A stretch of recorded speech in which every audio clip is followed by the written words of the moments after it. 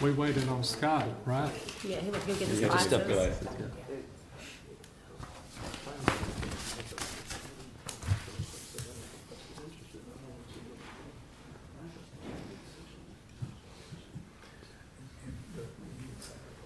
Who's this? Did we already get to see? I threw it down here, I don't know if. Okay. I've seen him talk. You're gonna do the application? Yeah.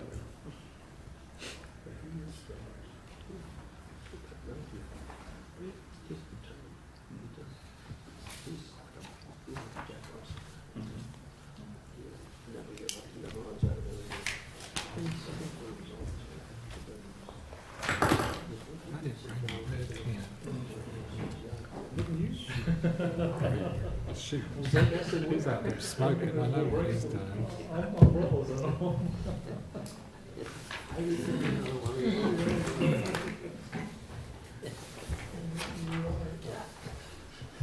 That's whenever my wife disagreement, I always teach her getting Swedish.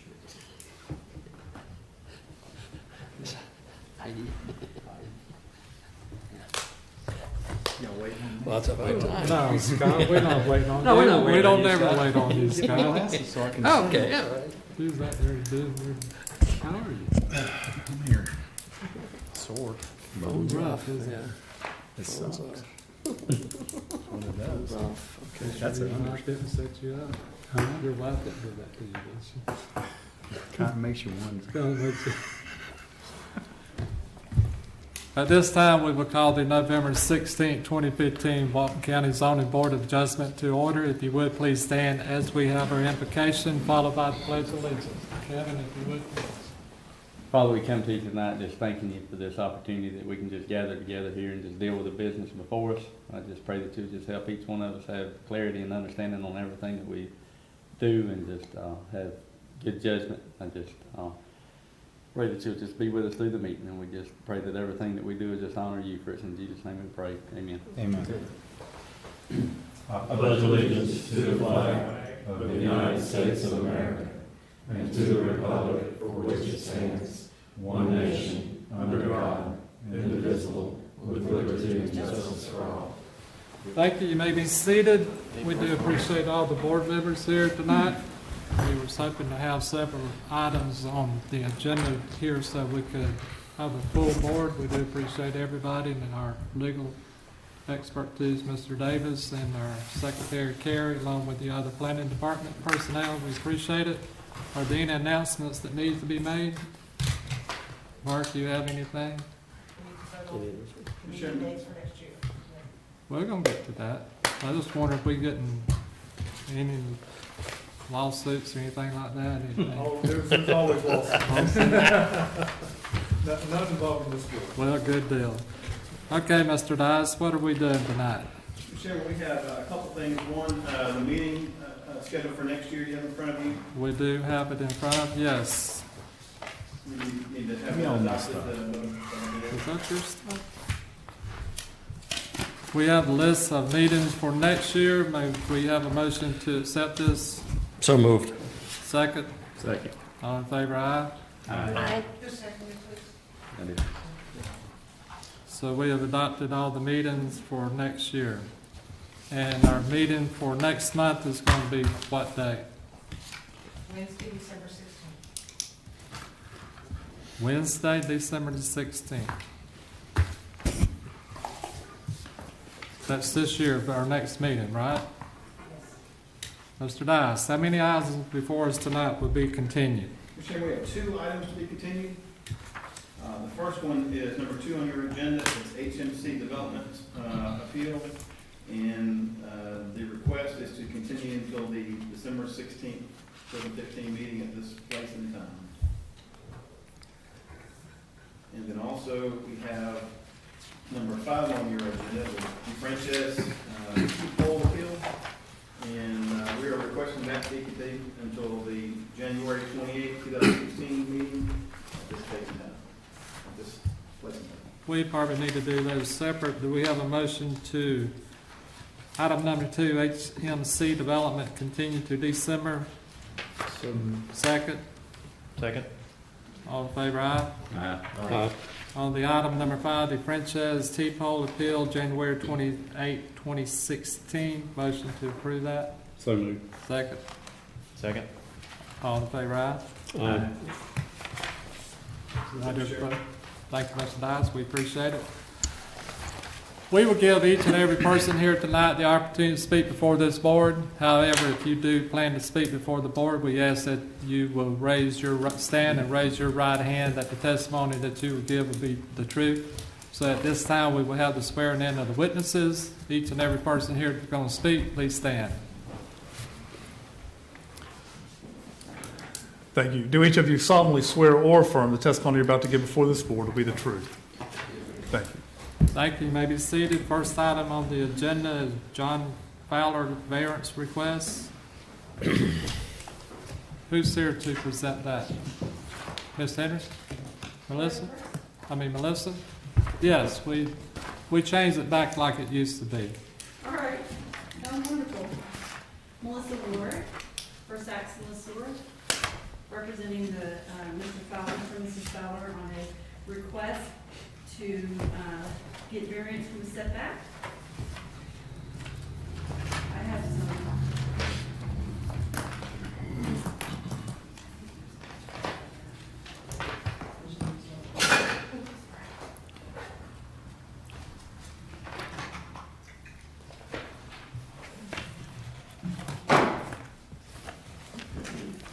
You're asking for 2 variances. One of them is going to be from the rear setback to be changed from the 15 foot to 2 feet. Is that correct? So you're asking for a 13-foot variance on the rear? That's correct. And then on the side setback, which is, which side would that be? Is that the east, west? Is it one side or both sides? Technically it's one side. So you're asking from a 7.5 to a 1 foot, you're asking for 6.5? Technically, the property is in Beach Highlands, which has a neighborhood plan, and the setbacks, side setbacks in Beach Highlands is 5 feet, so it's from 5 feet to 1, it's a 4-foot variance. So there should be a correction on start off with on that first one. Because it has in our paperwork 7.5 to 1, so that should be a 5. From 5 feet to 1. So you asked them for a 4.5. Yes. No, you asked them for 4. From a 5 foot to a 1 foot, it would be 4. Okay. Go ahead. So the first slide specifically goes over what we just did. The property is Lot 5, Block A, Beach Highlands subdivision, and the items that I passed out to you give us is a page-by-page that go on with the PowerPoint. In the first picture you see there, as a notation, are some beautiful vegetation. That becomes important a little bit later on. We're going to go through it pretty quickly if you like. This is a platted subdivision. The covenants and restrictions for Beach Highlands were recorded in 1961. So this subdivision predates the comp plan and land development code. A legal nonconformity for the land development code specifically is a structure. It includes structures that were established legally before the effective date of the code.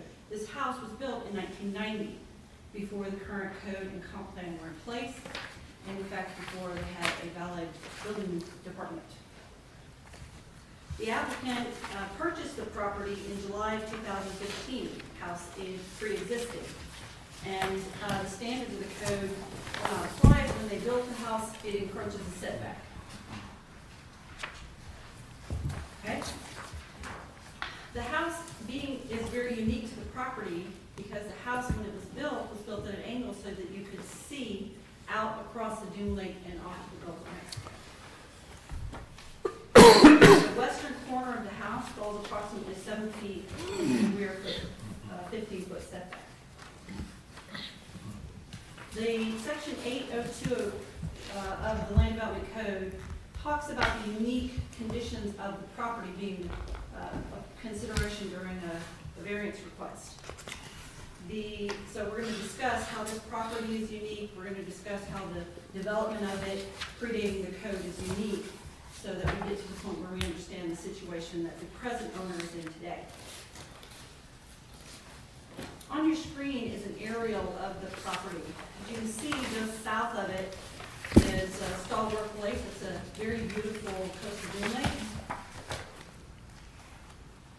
The arrow is pointing to the house. You might be able to detect there, and certainly can see it in the photo. The houses all line up with the road, except for his house, which is at a 45-degree angle. Behind their houses is a 20-foot burn path, because behind that property at Beach Highlands is a state park.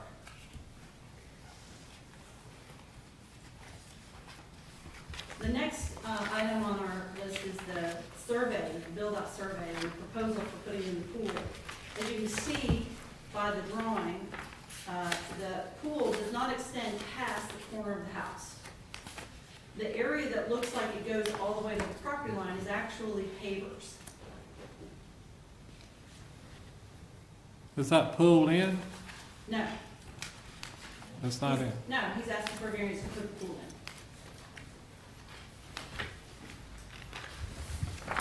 As I mentioned before, just south of the property is Stallworth Lake. It's a coastal dune lake.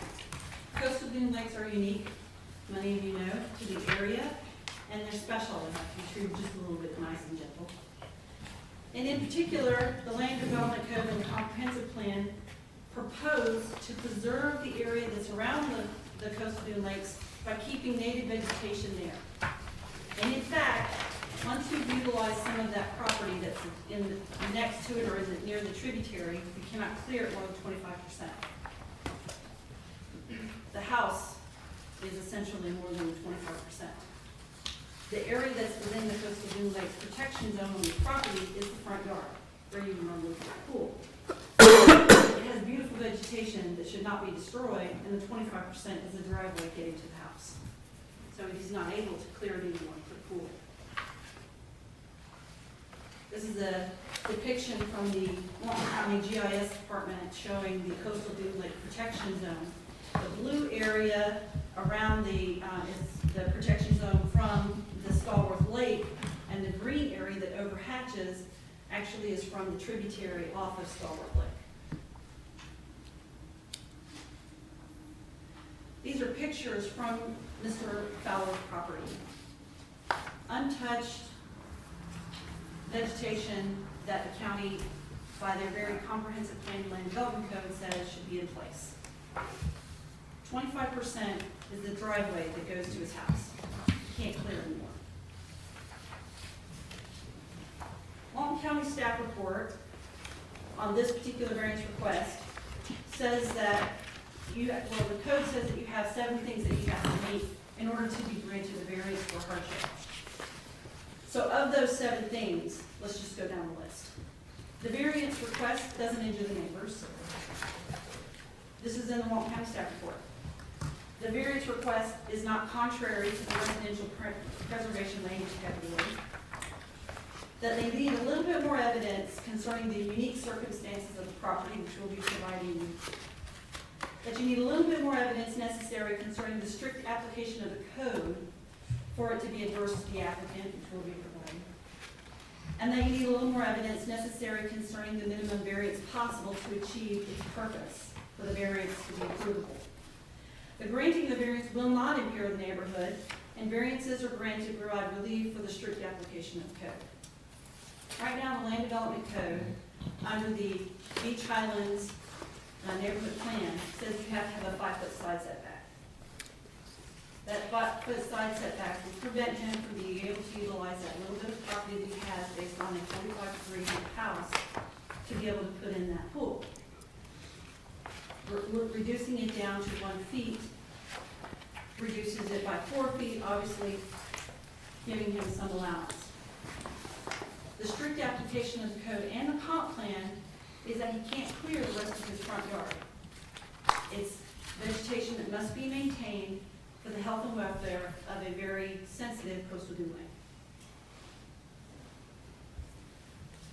I'd like to add to, the property is very unique. The neighbor to the north of him received a variance to put his pool in the backyard. He has a similar 1 foot setback line, 2 foot setback line. And in your packet, you'll see an exhibit of a letter from the neighbor to the north saying, taking a picture of, from his balcony, looking at his pool. It looks like it abuts the property line. It doesn't, but it looks like it abuts the property line to the forestry. It gives you an idea of how small it is and how small the variance would be. He is in favor of this variance request. The neighbor to the south, specifically, he has an easement across it. Our client has an easement across the neighbor to the south property, so that nothing can be built in that easement higher than 4 feet. It's so that he could preserve his view across the forest, the coastal dune lake, and out to the Gulf. So it's not going to impair him to have pool pavers adjacent to something he's not going to have his house or his parking garage next to. Your lot to the south, is that lot 4 or lot 6? Let me pull up to the, Scott, help me out here. What? Where's the south at? Oops. Here's north. Okay, so it'd be lot number 4. To the south. So lot number 4 is the one that has the yellow. Is that representing the easement that you're referring to? Our, if you'll tell me where you're looking at, I can tell you what I'm talking about. I believe he's looking at this. In our booklet, we have a, Yes. That yellow piece is his easement, is Mr. Fowler's easement, our client's easement.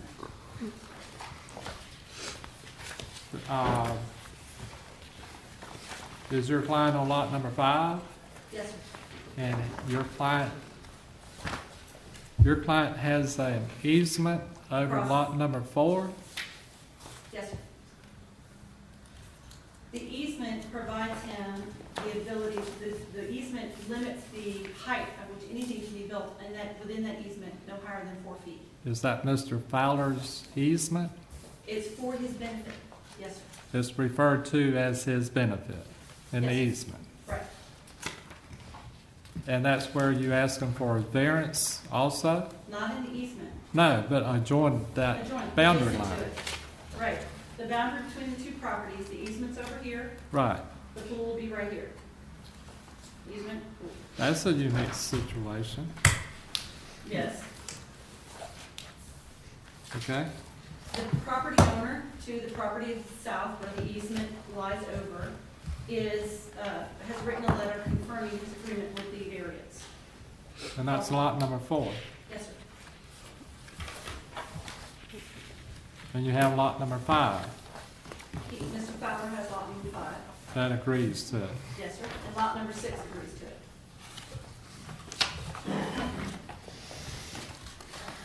That's in our packet. Yes. It's in, On the back of the property, this boundary on the back side right here, yes, sir. that, who That's owns? state property. It's a state park. They So have a that's 10-foot So that's the state property. Yes, sir. And So- they have a 10-foot fire burn, fire trail there. Means it's clear cut all the way down. Looks like a road, but it's just clear cut. So no one owns lot 3? Where it says lot 3? On the other side of that? On the north side of that, Mhm. I believe it's owned. I don't know who owns it right off the top of my head. Okay. He has several letters in favor from the neighbors of the variance. There is one person in opposition who lives across the street, sort of at a corner up. And that particular property owner does not live here. He owns the property. It is vacant land. And his argument is that it devalues his property. Can you say that again? We have several letters in favor from from the neighbors of the variance request. We have one letter in opposition. The gentleman that wrote the letter owns the property across the street and sort of catty corner up.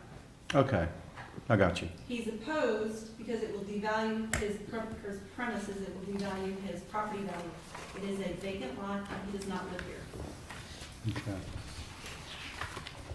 The pool would not be seen from his property, it would be on the other side of his house, next to the park, and I'm not sure how it would devalue him, but that's his premise. Melissa, you want this Evidence. document submitted into evidence, and we'll just mark them as applicants sworn. So noted. Thank you, Mr. So Chairman. ended.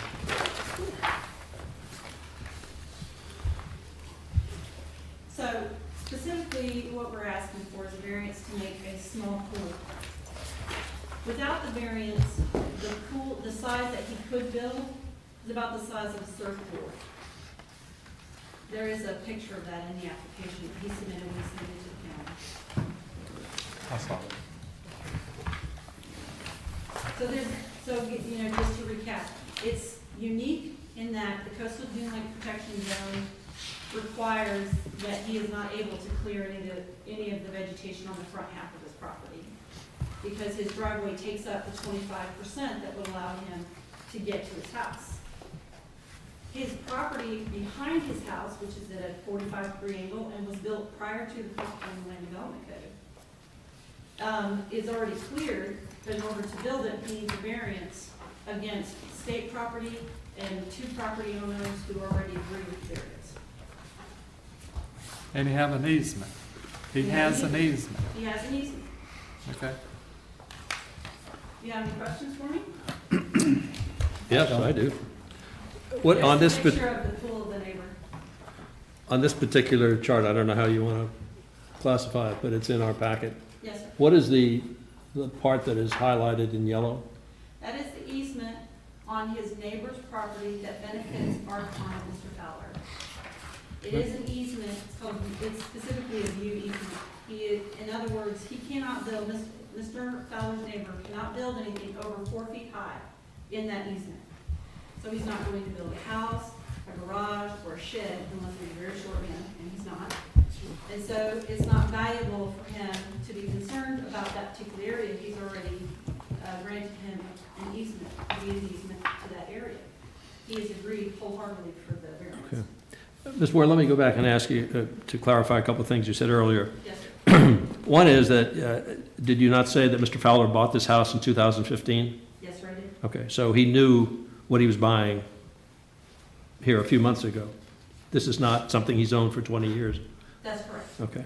The other thing is, you indicated at the outset that the variance was not 7.5 feet to 1 foot, but it was 5 feet to 1 foot. Is that correct?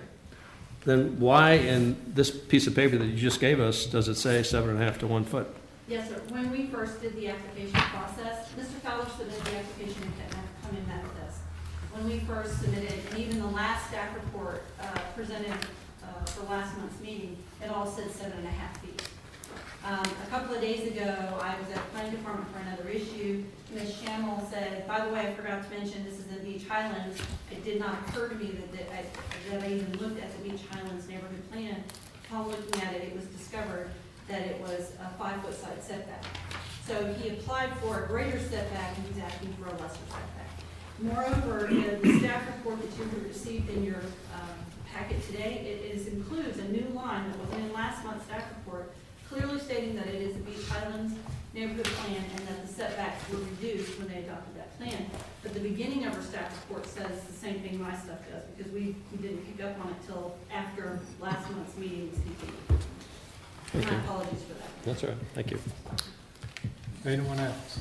Yeah, did anyone actually do the calculations on the front portion of actual preservation that's available and what is there? The square footage of the front area. And the driveway? I did not do specific calculations, mostly because the area, we have to have a survey and a delineation of 300 feet. And it's, anywhere from and I could refer to the surveyor, anywhere from $500 to about $1,200 for a survey. So we estimated the area. Okay, because, I mean, seeing an 8 foot, less than 8 foot, well, it's less than 10 foot driveway, on a parcel that's only 75 feet wide, it looks like we're only about 10% into the coverage, leaving another 14.5% available. And I see corners that actually are as big as the pool that are being drawn there now, even within the setback, even without that exclusion of 14%, that it looks, again, I don't have a survey either, but it looks like there's at least 14% available. My concern was how much of it would dip into the house, and if the house would be a part of that percentage.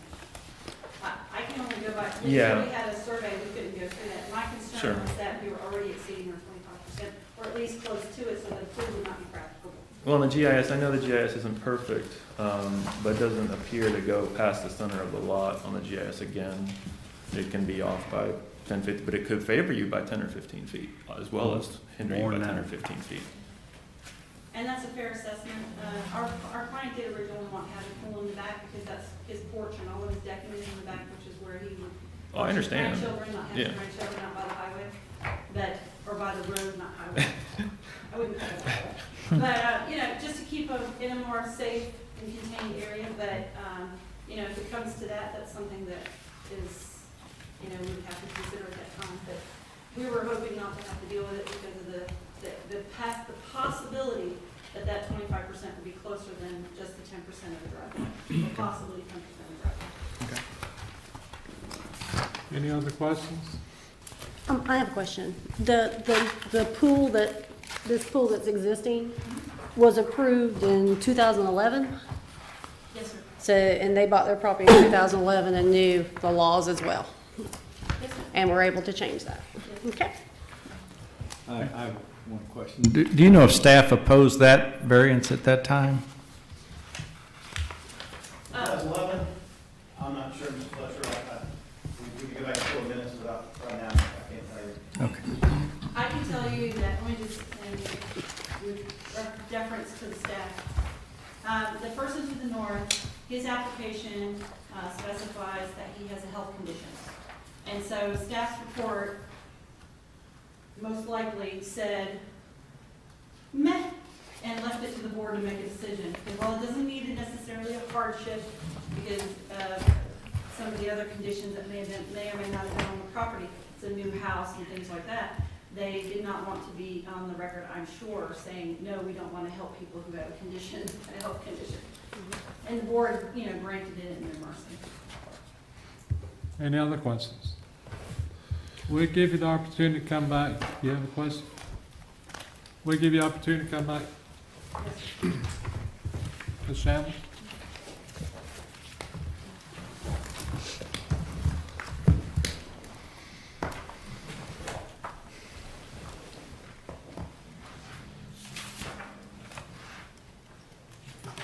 Well, I think that Ms. Ward has done a good job with her presentation.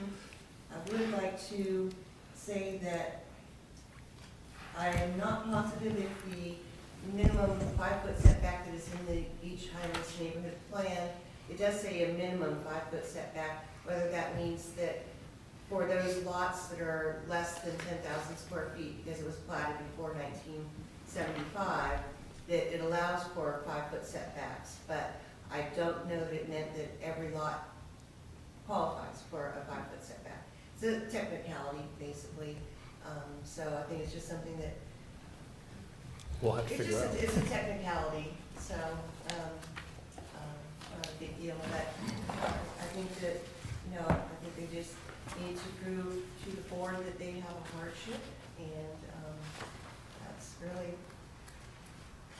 pretty much what the staff report reflects. Any questions? Thank you, ma'am. Is there anyone here that would like to speak in regards to this variance request? Either in favor or in opposition? Ms. Ward, anything else you want to add? Excuse me.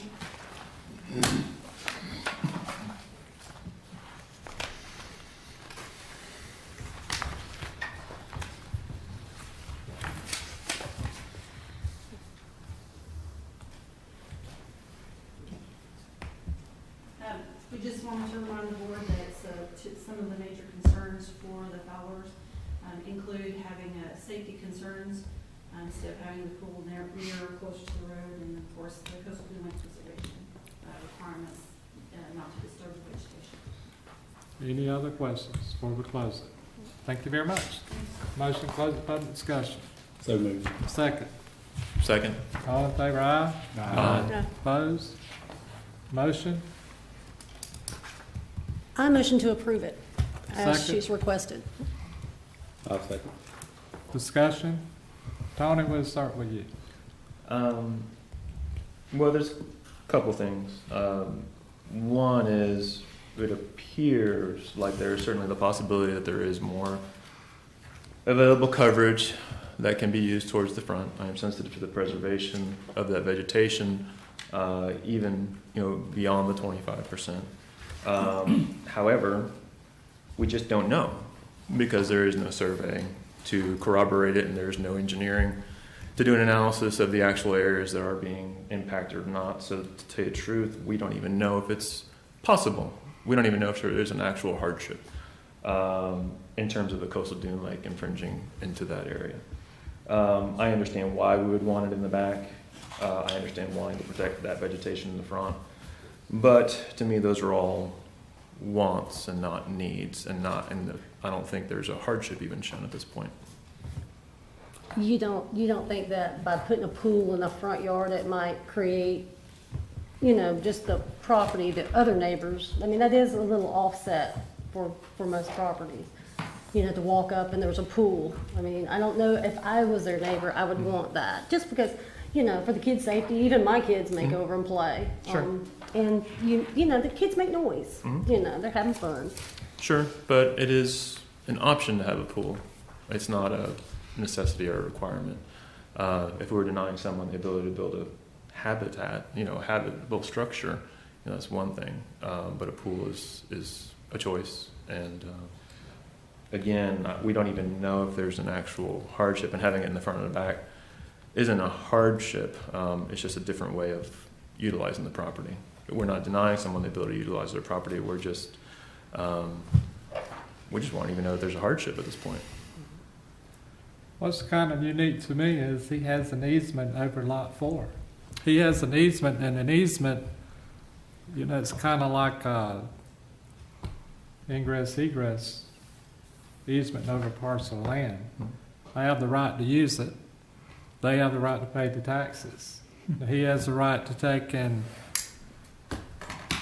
benefit from that easement. Now, to me, Remember, they that still have goes use a of lo- that easement. That goes a long way in that it's kind of affecting his property, his easement. I mean, it may not technically be the same, but to me, with that easement granted, he has the use of that property. I'd imagine. And the neighbor restricts the use of the property for his benefit. And I can't see why it would hurt to have a pool that close to an easement that he has control of. And he has support from, I don't know if you read the letters, and it's in every letter, but he has support with the neighbors and everyone that agreed with it. I understand. But that easement, to me, is, offset the requirements to all the hardship because of that. I was shocked to see that easement. I'm shocked to see that the state owns the land across with a 10-foot where a fire truck could go up and down. I mean, that is extremely a benefit. Hopefully the state never sell that, and I can't see why not grant it. Well, I completely understand what you're saying, and they probably owned both parcels at one point, granted themselves that view corridor easement so that they could keep that view. They still benefit from it. I mean, by definition, that's where their view is. However, if we look at cases like this and we say, well, it's a state land behind it and it's open, why do we have any setbacks on properties like that?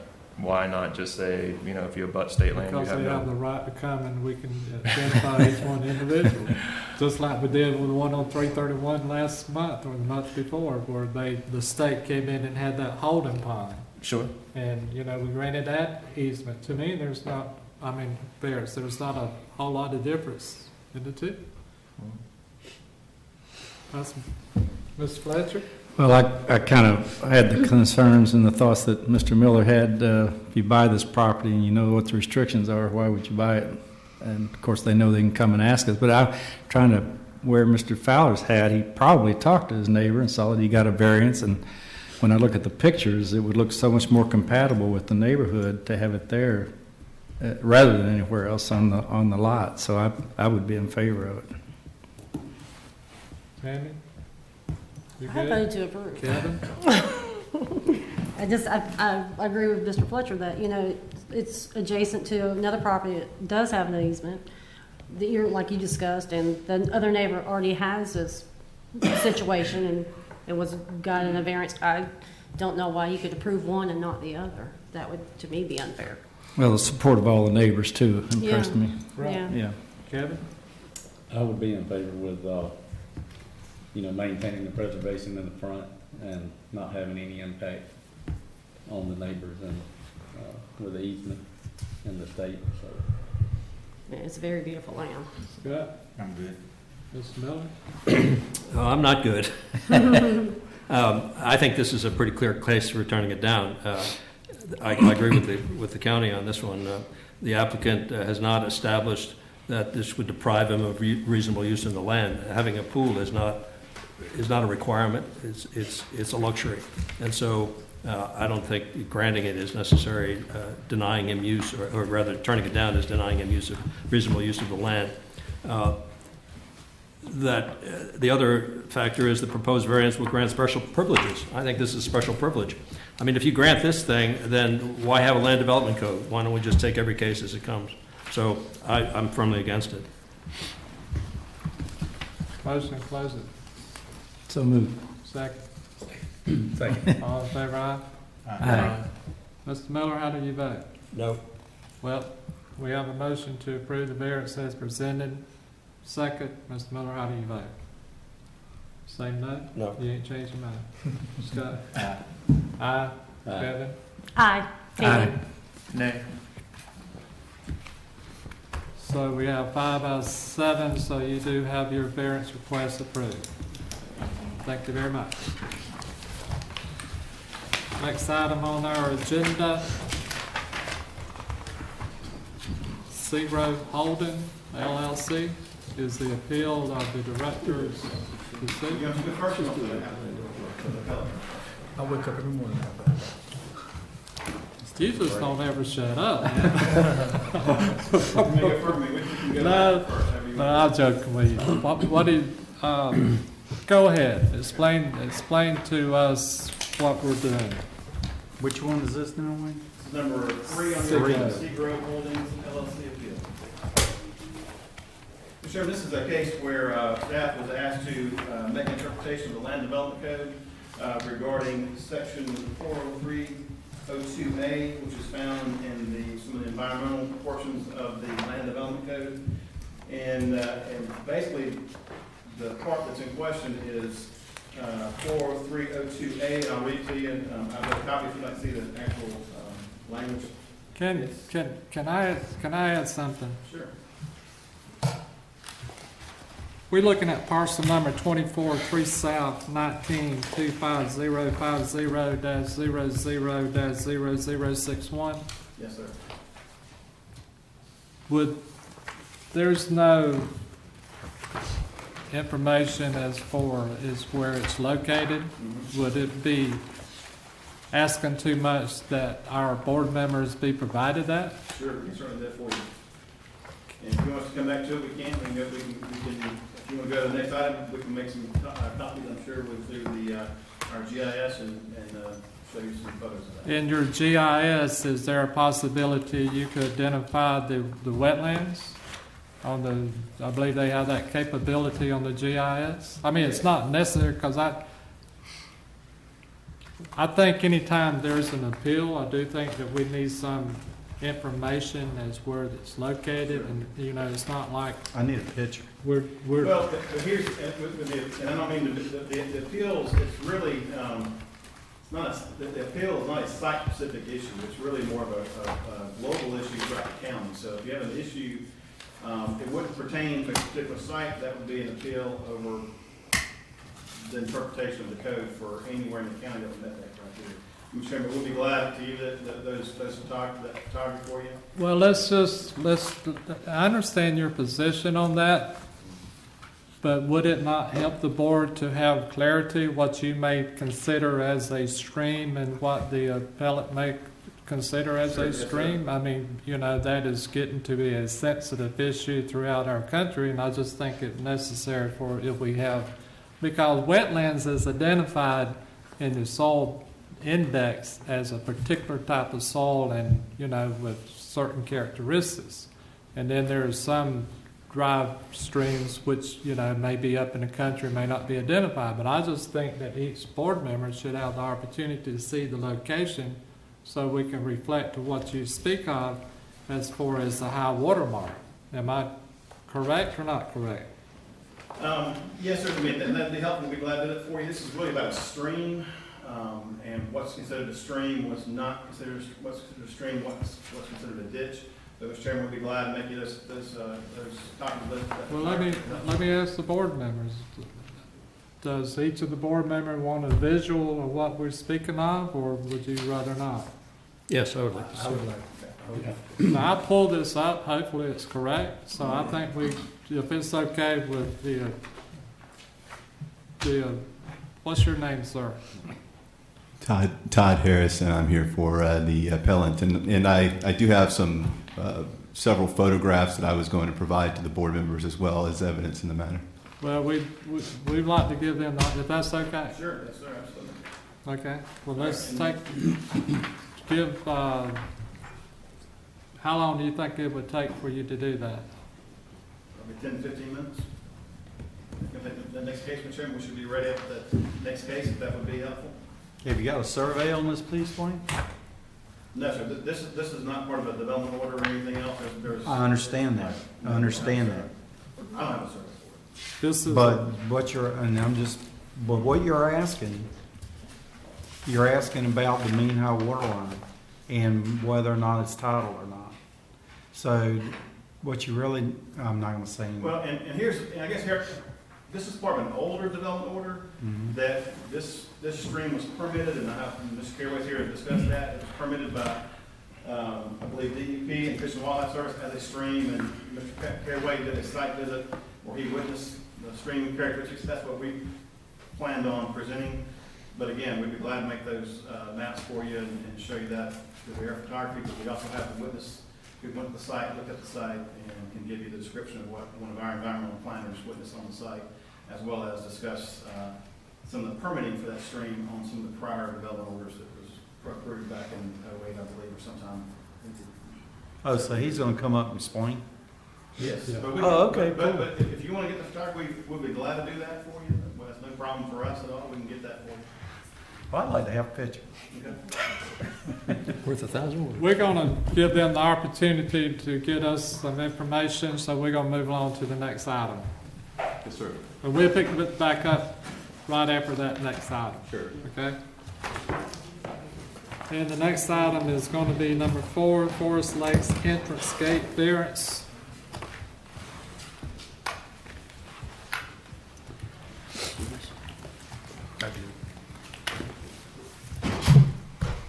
This is a variance request.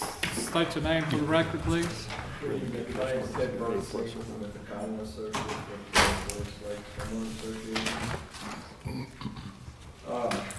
We're here tonight to ask for a variance request to reduce the required 100 foot of separation from the gate to the county right away to the I looked at the agenda, and the agenda stated that it's 70 feet that we were asking for, but actually it was 80. We have revised our plans approximately a month ago. I don't know what the handout says that you have, but I It says 80. want to be open to it. That was due to advertising, it was advertised. I understand. It was advertised that way. We're asking for 80 feet. There have have been, over the course of the last couple of years, the Forest Lakes subdivision has had a couple of thefts inside their subdivision, and they're also seeing a lot of people trespassing on the property, fishing on their lakes, trying to swim in their pool, and they also back up to state lands, which they tend to see people driving through their subdivision to access the state lands. So much so that they actually finally had to put up bollards where there was some landscaping because people just kept driving through it constantly. So they approached us about designing a security gate for the front of their subdivision. When we approached planning this, it would have to go for variance because in the transportation appendix, there is a requirement that says we have to have 100 feet from the gate to the right-of-way line. Forest Lakes was platted in 2004, which was a couple of years prior to the statute being written. And so we went back and we started to work with the agencies we felt were necessary. We met Mr. Sanchez on site to make sure that there wouldn't be any problem if we were allowed to put up a gate, that it certainly wouldn't hinder any safety equipment or any just fire equipment. To which he gave us some guidelines which we incorporated into our design. The next thing we did was we approached Public Works, Chance Powell, and we submitted our first design to him, which was actually 70 feet from gate to right of way. He produced his ITE generation, which is generation reports, and he came up with the number of 80 feet that he would need for his requirements in order for it to avoid any stacking issues that would run back out on 38. So we did revise our plan, and we can give 80 feet, which leaves 20 feet for outgoing traffic, which is enough for a car to sit there for as long as it takes for the gate to open. We feel like the hardship is somewhat twofold. First of all, obviously the subdivision was platted prior to the requirement. There was, looking back, if we could redesign it, I'm sure we would give a little bit longer in case there was, I'm a land planner, so I design subdivisions. Knowing that statute would cause me to redesign subdivisions now differently than I would have 10 years ago. The other hardship we feel like is nobody seems to understand where the 100-foot separation comes from. We've actually asked Chance Powell, where did that number come from? And nobody seems to really know. So what we feel like is that we have addressed his comments, and he says it works according to his mathematical models that he uses.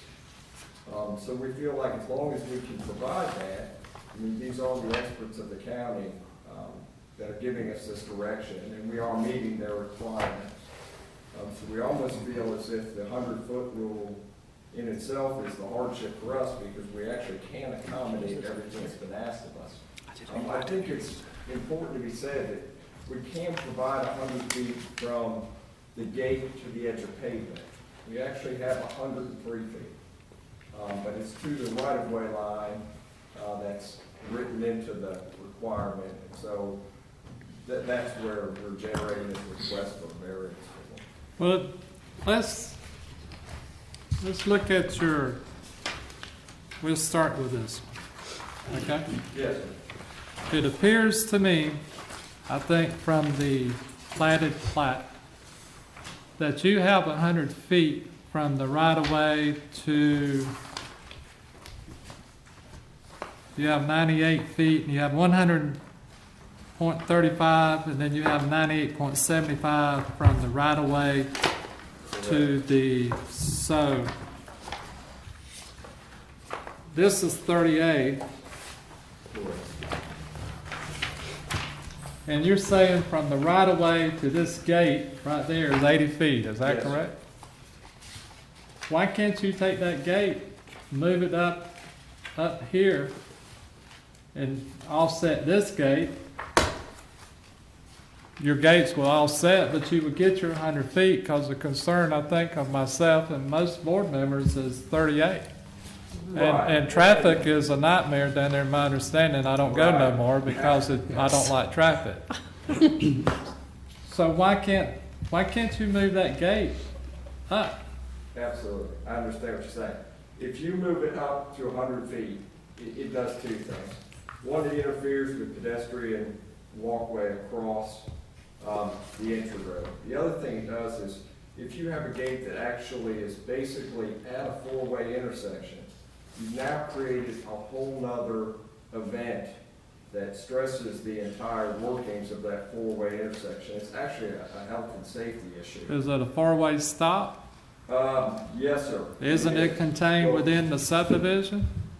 Yes. Wouldn't those people be more inconvenienced within that subdivision than people on 38? How many people travels 38 in a given day? And how many people travel that street in a given day? It's a fair question. I do not know the answer. I mean, you're gonna go through the gate and have to stop anyways. Why not have a gate so you stop, the gate opens, and then you proceed? Right. We just typically, you know, you always want to have,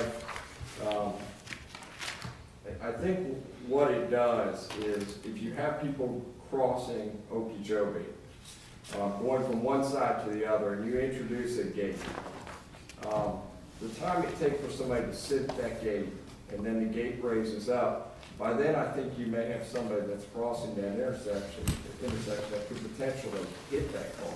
Isn't it I a four-way, believe it's a safety issue. is it a four-way stop? It's a four-way stop, yes. Well, wouldn't that take care of that issue, is safety? They're not running red, I don't know. Well, I believe that if you spoke to a traffic engineer, I believe that once you introduce another element that isn't tied to the gate, some people are gonna go through the gate as the gate goes up, other people are gonna wait till the gate is actually up before they maneuver. I think once you do that, you begin to put a safety issue into that intersection. And as far as the, going back to 30A to the stacking requirements, I believe that, you know, we've used the county transportation engineer math saying that this will work. We are going to have pressure switches underneath so that not everybody is going to wait in line to go through the gate. I mean, once the gate opens up, if there's 3 cars behind it, they're all going to go through the gate simultaneously. There is no stop sign. I mean, you've asked if it's a four-way stop, and I should say, there is no stop sign when you're coming in to the subdivision. You just travel straight through. And so I believe it does begin to cause, you know, really, it's health and safety that I think is the biggest driver of how we design this. And obviously, if you grant this variance, we're still going to have to go through Walton County Public Works in order to receive any kind of development order prior to building this gate. Do they have rentals? Do they have rentals? Do they rent? Not that I'm aware of. Is it prohibited? Excuse me? Are rentals prohibited? I do not know the answer to that question. I think they are. I don't know. Because anyone else? Well, I kind of agree with you. If you got that many cars stopping out on 38, that's going to be even a bigger problem. And that's a public problem now. It's not, you know, you've kind of created this problem, you know, inadvertently. And I know, like you said, you wish you could go back, and you can't. But I think we would just, it'd be our problem now. I like to go 38. I'm not like I him. understand, and that's, that's really why we wanted, we were curious. I mean, that, on the outset, that's always been our intention, is to avoid stacking on 38. I mean, you can see, we looked at a report, and we looked 86% of gates within a mile and a half of Forest Lakes do not meet the code. Yeah. Some of them absolutely cause huge problems. I've seen it myself. I've sat in the traffic. Others, seem to work fine. And I think what you would find out is that the gates that actually work fine are the ones that you had a traffic engineer look at and do correctly. The ones that are put 5 feet back from the right-of-way line, obviously, aren't going to work. And there's a whole, there's a whole other layer of how fast do the gates open? I mean, do the gates, take 3 minutes to open? What we're talking about is a swing gate. It's about a minute and a half that it takes for it to open. And like I said, we're absolutely, we care about that. We certainly are trying to set up a situation where, I have just an idea. You have a lot of roads, appears to me, in the subdivision. When you go in onto the east, why can't you make that a one-way? Have that a one-way so you loop back up on Laner, I believe, and go back to, what is that?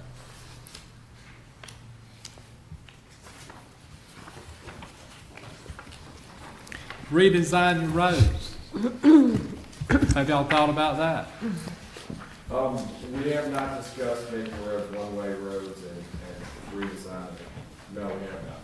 Because it only would be affecting just a few homeowners there that fronts onto Okeechobee. I don't know, that's just, any questions? Yes. So you're saying that from where the gate is to the right-of-way is 80 feet if you were to get this variance? Okay. I know we've used a sort of an informal yardstick of 2 vehicles in the past as a guiding line. We didn't want less than 2 vehicles to be able to get in off 30A in order for it to be there. So 80 feet, you're going to have 2 pretty big vehicles to not meet that criteria. That's not a rule.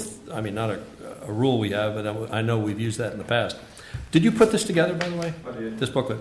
It's an outstanding piece of documentation, by the way. Very, very complete in terms of the police record, the fire department record, and at least a dozen other, as you pointed out, a dozen other communities where they have a gate less than 20. If we're going to use the precedent case, precedent as we did in the previous case, then I'd certainly say we ought to consider the precedent for this case as well. 80 feet is certainly not going to put anybody in harm's way, backing up onto 30A. And if you say that there's really no other option, that moving it one way or the other is going to create hardship, then I don't see what the advantage is in trying to move them 10 feet or to put stop signs or having one-way traffic. I think this is a very solid case that you make, and I'd certainly be in favor of it. I respectfully disagree. I've got a quick question for you. I noticed you do have the letter in here from the fire district, where they have no problem with this, but why would you not have sat down with Public Works also prior to this? Actually, Shane will show you, we have a letter from Chance Powell that reviewed it and said he has absolutely no problem with it, and that it's okay with them. Okay. And those were always, our biggest issues were, health and safety, and we don't want to back cars off 30A. We understand that. We were certainly aware of that situation. And that is exactly what we're trying to do, but we also, we really are trying to implement some sense of security for the homeowners in Forest Lakes. Well, I think you can probably fit 10 smart cars in that 80 feet, can't you? Well, and one of the, they want us to use 25 feet. It is the distance that we use when we talk about stacking cars as far as the mathematics that we do. A typical parking space is 20. So you have to realize that when we're giving 25, we're really giving a fairly long area. I mean, I don't know, I'm sure everybody's been behind somebody who gave. You certainly don't sit back 10 feet from the car in front of you and wait. You know, you just don't do it. You get close and you go through the gate. I think that's some common sense along with all the math that's warranted here. You got 41 feet from your gate to the edge of the pavement, is that correct? That is correct. And that would be enough for one car to turn on the exit lane and wait for the gate to open. And that really is the reason that we put that gate where it is. But I'm just thinking about the entrance gate, why that can't be moved up another 20 foot. Once again, it interferes with the four-way intersection. Is there any particular reason, I think it's what Joe's trying to ask, that the exit gate and the entrance gate would have to be in the same location? It looks like the gate swing gets into the sidewalk when you do that. Yeah. You don't want the gate swinging into a sidewalk, pedestrians trying to cross the road. The other reason is What if it was one that raised upward instead of swinging? Just have to watch out for trees. The other reason you try not to stagger gates is in a situation like this where you have an island that potentially has ribbon curb on it and not raised barrier curb. If you want to drive through there, you've essentially opened up a lane for somebody to drive through there. If you think about, now you can put, you know, we do plan to put trees in the islands and do the things, do the landscaping. But the fact is you have opened up a means of ingress that somebody could use to drive their car through there. Now, you know, somebody would have to really want to get into the subdivision to do that, I agree. Do you want the letter or the memo dated November 16th from Chance to Vivian part of the record? Please. Mr. Chairman, I would suggest we accept it as applicant's number 1. So bad. Thank you. How about this handout? I think it was part of the staff's package. Staff package. Yes, sir. Okay. Any other questions? We'll give you the opportunity to come back in a few minutes. We're going to listen to staff and anyone else that may have a comment. Yes. Thank you.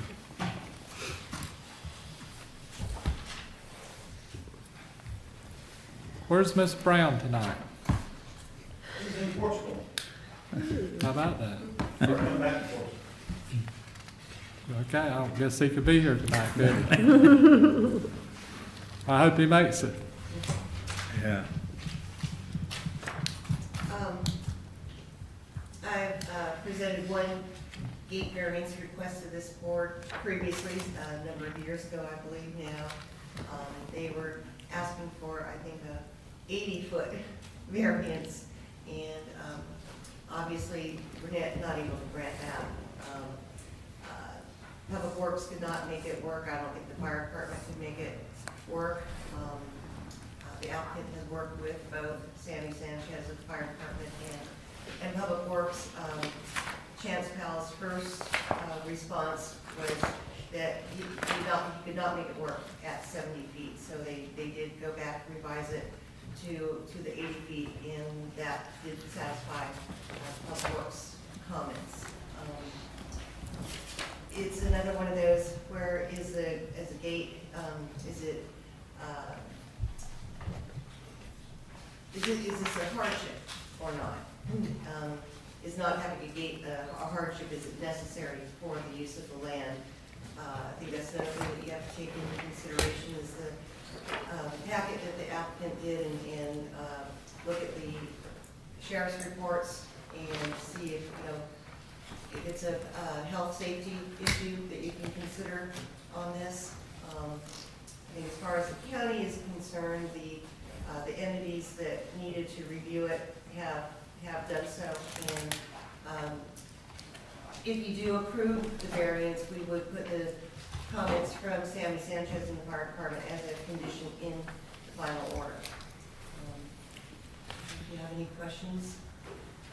Any questions? Thank you.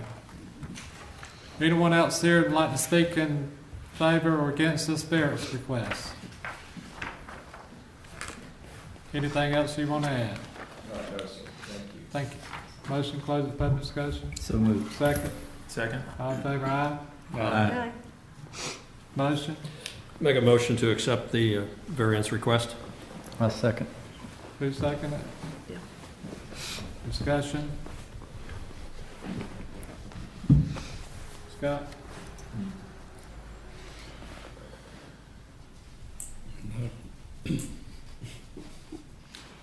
I think it should be moved up.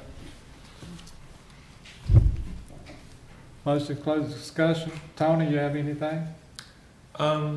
Yeah, I'm not a big fan of gates, but I try to keep that out of the whole conversation. I think they're really detrimental. However, unlike other proposals, this one actually accommodates all the vehicles. It could actually accommodate a fire truck and a vehicle within the setback, within the outside of the right of way, I should say. We've struggled before to try to get them in, even getting two, even when it was the lower lot requirements. But I think this meets the intent. And one of the things I have a problem with the writing of how it's written now, it's called an arbitrary 100 foot, which is meaningless because I could design a 100 foot that doesn't work. So I actually support this one. And I see the safety concerns in terms of not pulling them into the intersection. I would be concerned about that. Gate swinging into sidewalks, vehicles stopping mid-turn, waiting on a gate. I think that could be a problem, even within a small community, which actually, this is actually a pretty big community. There's actually quite a few vehicles coming and going. So on this one, I actually support it. Motion closed discussion. So moved. Second. Second. All in favor, aye. Aye. Motion to approve. Tony, how you vote? Aye.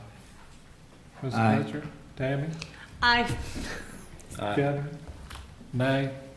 Scott? Aye. You got your variance. I appreciate it. Let's take a break. He's got a nervous condition. He's got to go outside. He's been under a lot of stress. Yeah.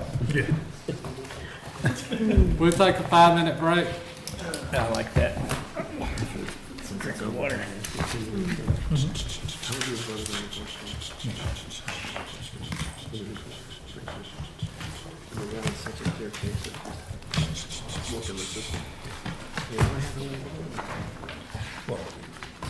Tammy, how's everything Mossy Head? It's growing. Getting crazy out Yeah, there. you can't hardly cross the road on a horse no more. You're gonna have a red light at 1087. Did you ever find your niece? No, I got off of it. I gotta get back on it. Did you ever talk to the bathroom? No, it was on my mind. It got off my mind. I got off of something else. I found the phone number one time. Color. Get the color crowns out for him. It's more impressive. We call the meeting back to order. Mr. Dice?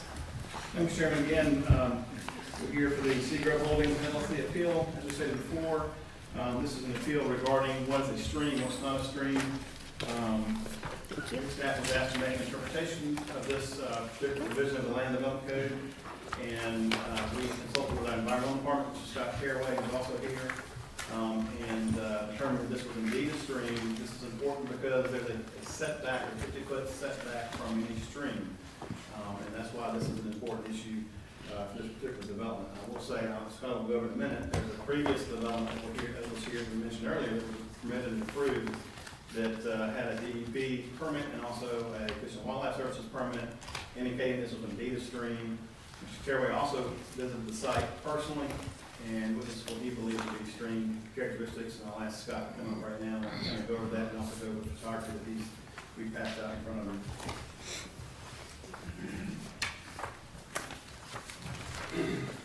Good afternoon.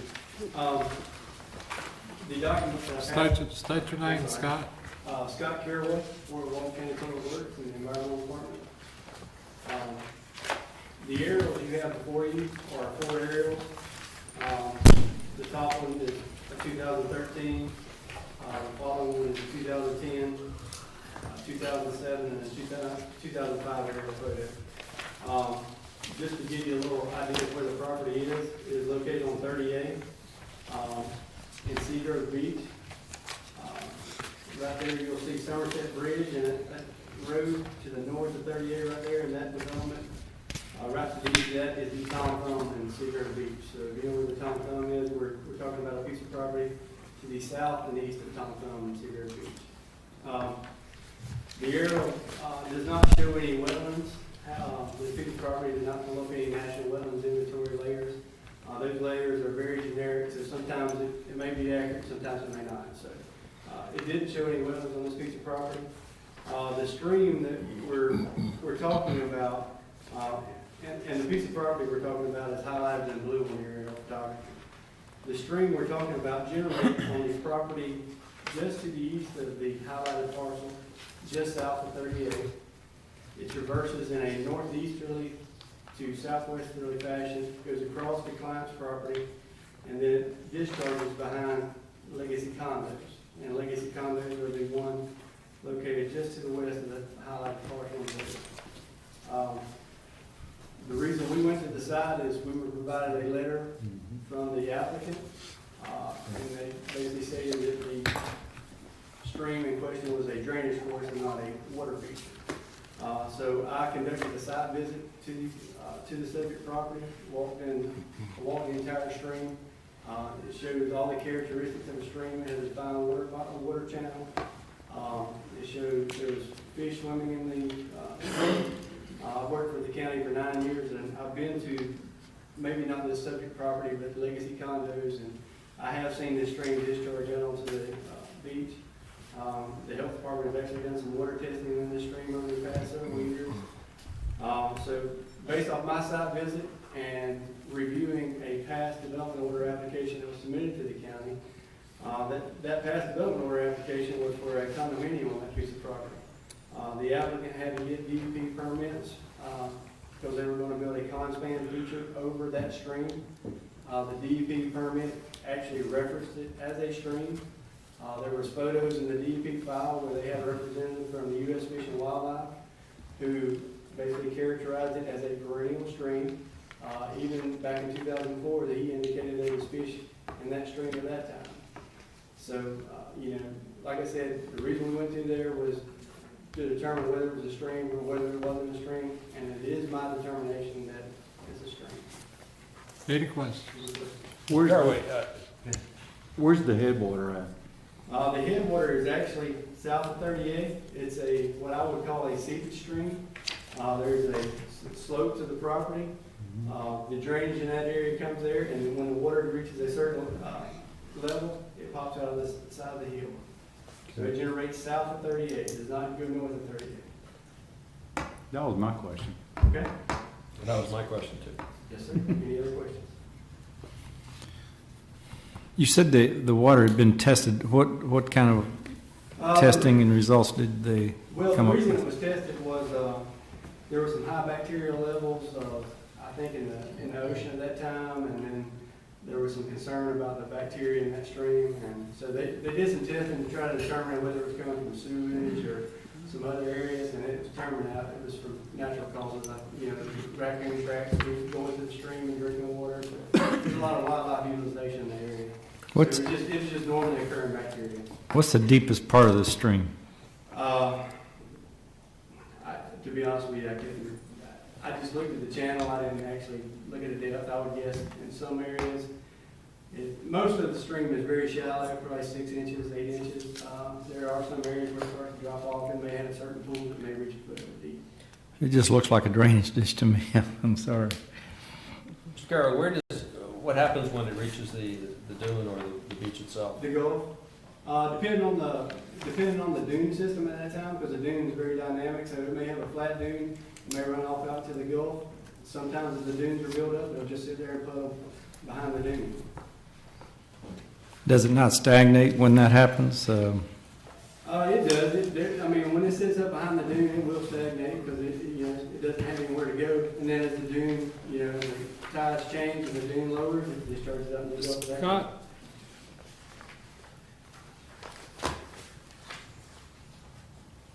Isn't this kind of like Eastern Lake and Western Lake, that certain times, like if you have the sand build up, then it backs the water up, but sooner or later it's going to cross that and open it up and drain it out? Exactly. Isn't this affected by that also? Exactly. It kind of works similar to the coastal dune lakes. The discharge into the Gulf is basically dictated by the tides and the sand of the tide line. When it builds up to a certain level, it kind of acts as a dam. As that level dissipates, then that water will release into the Gulf. And I believe if you would go back in a history of aerial photos, that you would see where this opens up into the Gulf kind of changes course. It has. Well, if you look on the 2010 aerial, you can see behind Legacy Condos, the dark area there on the beach. That's actually the stream discharging onto the beach. It actually pools up in the darker area there and kind of then runs back to the east. It's not open into the Gulf at that time, probably because of the dune elevation, but it does pond up behind the dunes. You're looking at the 2010? Yes, sir, the 2010 air photos should be the second. If you look at the 2010, that's what I'm speaking of. Yep. This does come down, and it is a running stream, and it has cut across the subject property at one time and the other. Yes, sir. I'm well aware of that, and that was sometimes in the 90s. Right. But it is affected by the high water of the Gulf, and because it does build up the dunes, Well, as Eastern Lake and Western I Lake. would say the high water of the Gulf definitely affects whether this creek discharges into the Gulf or not. Does that make sense? Yes. And even your 2005 shows. Yes, sir. And the reason you have arrows going back to 2005, I tried to provide arrows that were clear. We had some that went older, they just wasn't as clear. Was we tried to dictate whether it was a man-made ditch or a natural stream. And due to the vegetation cover there and how native everything looks, it does not appear that it's ever been a man-made ditch. It appears it's a naturally occurring stream.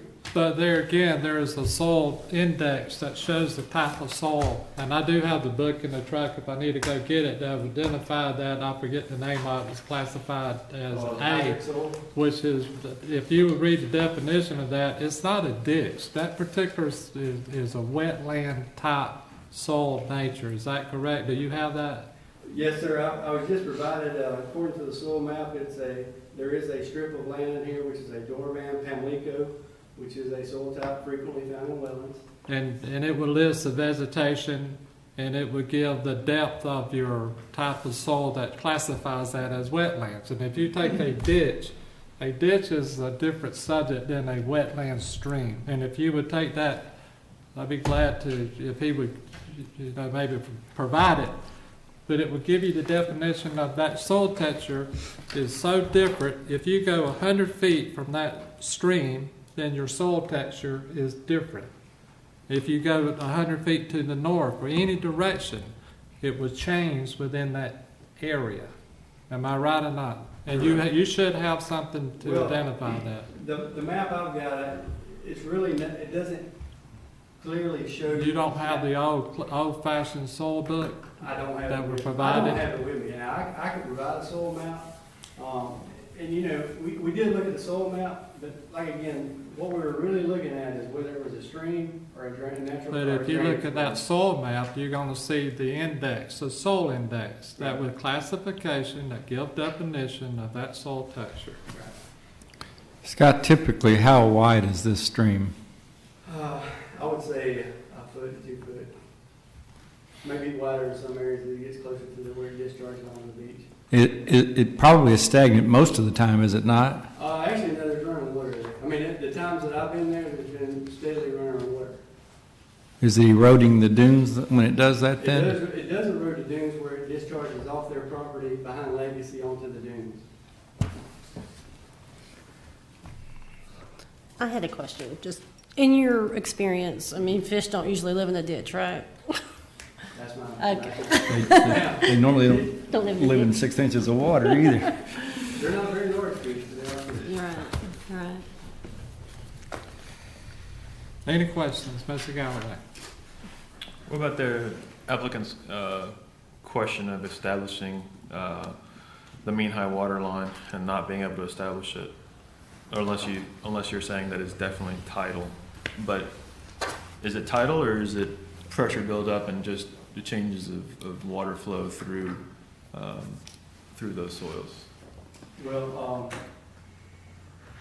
I'm an environmental specialist. I'm not a surveyor to determine the tidally influenced water. But in my experience, it is not a tidally influenced water body. Now, I will say that when you read the land development code for this section, what we're talking about is shoreline protection. The county they have several different protection measures throughout the land development code and comp plan that protect water bodies. They protect streams, the bay, the Gulf of Mexico, the coastal inland lakes. And when you read the land development code, what we're talking here is shoreline protection of creeks and streams and inlets. And there's a 50-foot section. And when you read the land development code, it only mentions mean high water line. But when you go back to the comprehensive plan, which is the county's governing rules, and you look at the same section that talks about inlets, creeks, rivers, and lakes, and that's on page 4 of your attachment there, it's highlighted, it references mean or ordinary high water line. So it looks like whether the creek had a mean high water line or an ordinary high water line, it's our interpretation that shoreline protection zone would apply to it. Scott, if this stream was not there during heavy rains and runoff, where would that runoff go? It would just probably just traverse the vegetation there and then eventually discharge down to the Gulf. It'd find the lowest point. Spread out over that area. And then it probably would create a wetlands, right? Yeah, If that happened. And there are wetlands associated with the stream. I mean, you're talking about a stream that's, 1 to 2 foot wide. Outside that, you have areas where the wetlands may be 30 foot wide, they may be down 10 foot wide. But there are wetlands associated with the stream. And that's why they had to get the DEP permit. The DEP permit they got in 2004 allowed them to permit the wetlands and the stream to converse, to span over the stream. The property that lies south of 30A, that's the rectangular piece, I guess that's going to, if you're looking from the Gulf, it's to your right. That appears to me, would that not be a lot of wetlands in that? Have you been over that parcel of land? Is it? Show me one more time. This area right here. Yes, that piece of property right there is actually where the stream originates, on that parcel of land right there. But do you have any knowledge of that property ever being, who owns it? Is there? I don't. But that is, you can tell by the landscape of the trees that is somewhat of a wet area compared to the parcel that's on this side of that conduct. That's correct. Which also reflects that that's where your water is coming from, is from that little spring head, one could say. Any other questions? Thank you, Scott. We give you an opportunity to come back. Okay. I have some questions. Who did? I think it's the attorney for The attorney? We're going, okay, go ahead. Just for the witness. Yes, sir. And I'm sorry, sir. Yeah, this is Todd Harris. I am the representative of the appellant in this case. And I just had a couple of questions for you, sir. And your last name is Caraway? That's correct. All right, thank you. And tell me again what your position is with Walton County. I am the interim county environmental manager. Okay. And what's your degree in? I have a bachelor's of science degree in soil science from Auburn University. Okay. And tell me again how long you've been with Walton County? I've been with the planning department, public works, for a little over 9 years. And did I understand your testimony correctly, Mr. Caraway, that you had concluded that this was not a tidally influenced water body? Again, I'm not a professional in determining tidally influenced water bodies, but with my experience in reviewing some of these projects, it does not appear to be a tidally influenced water body. And if an expert in hydrology were to agree with you on that and say that it is not a tidally influenced water body, you wouldn't have any reason to dispute that expert's conclusion, would you? I would not. That's all I have. Thank you, Ms. Galloway. Would you come up and? Mr. Harris? Yes, sir. Thank you, Mr. Chairman. Yes, sir. And members of the board. Mr. Dias, I appreciate the opportunity to appear tonight. As I said previously, I represent the appellant Seagrove Holdings. And there's a lot of discussion about whether this particular water course is a drainage ditch or a stream or a creek. Really, you know, what we're talking about here tonight is the language of the ordinance upon which the administrative decision was based.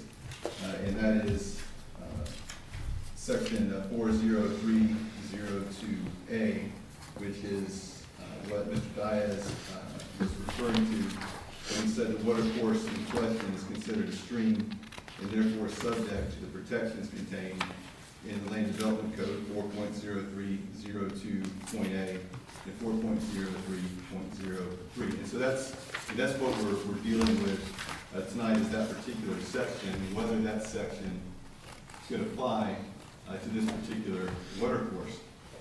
And it's important, of course, because words matter, and the words that the Board of County Commissioners use when they pass this particular ordinance matter.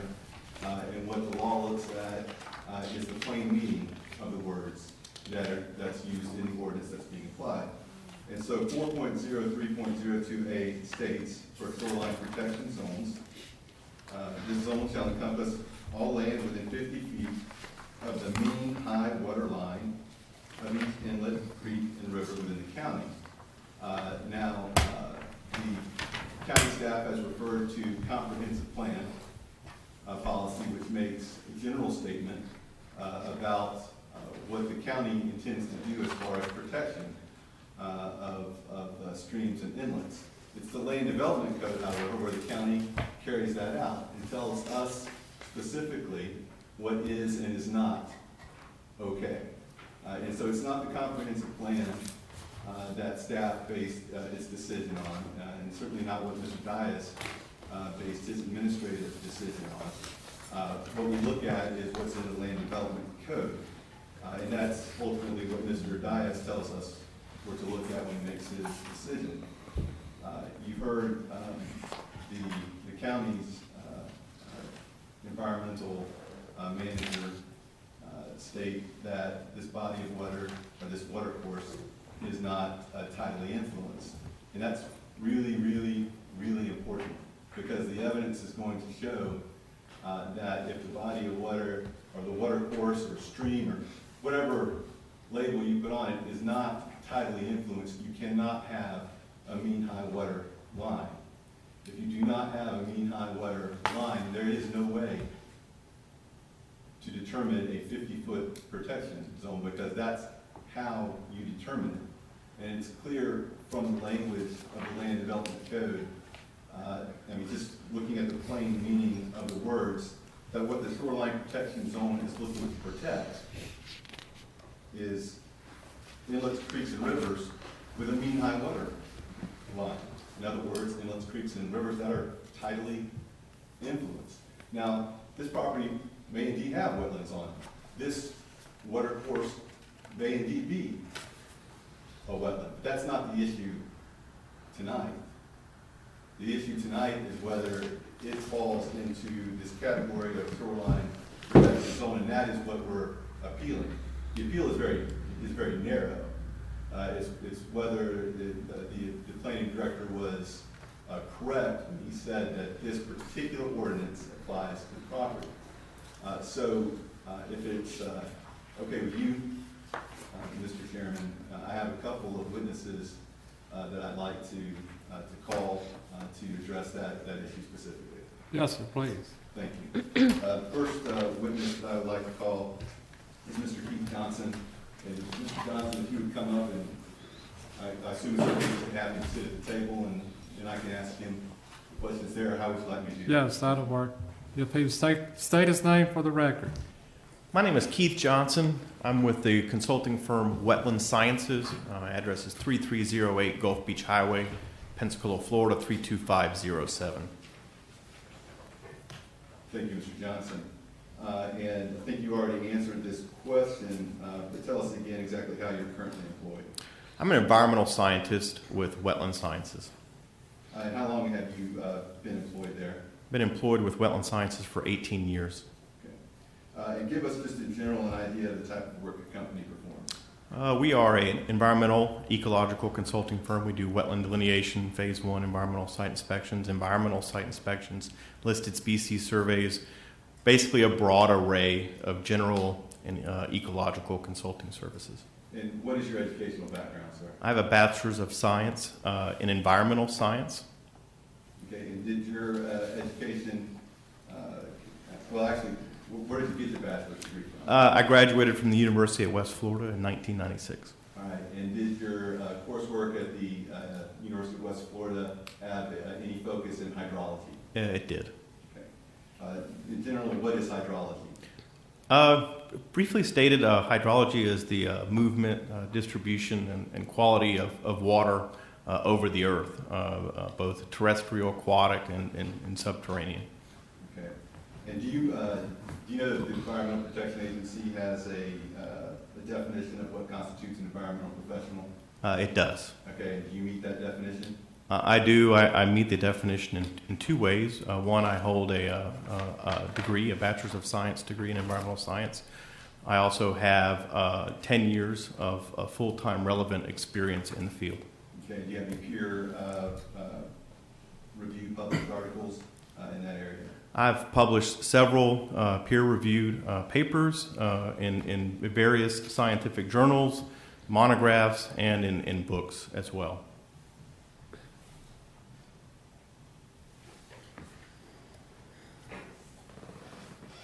And as part of your work as an environmental scientist, do you regularly evaluate real property to determine the presence and nature of the hydrological conditions on the property? I do. And has that been a regular part of your work for the past 18 years? It has.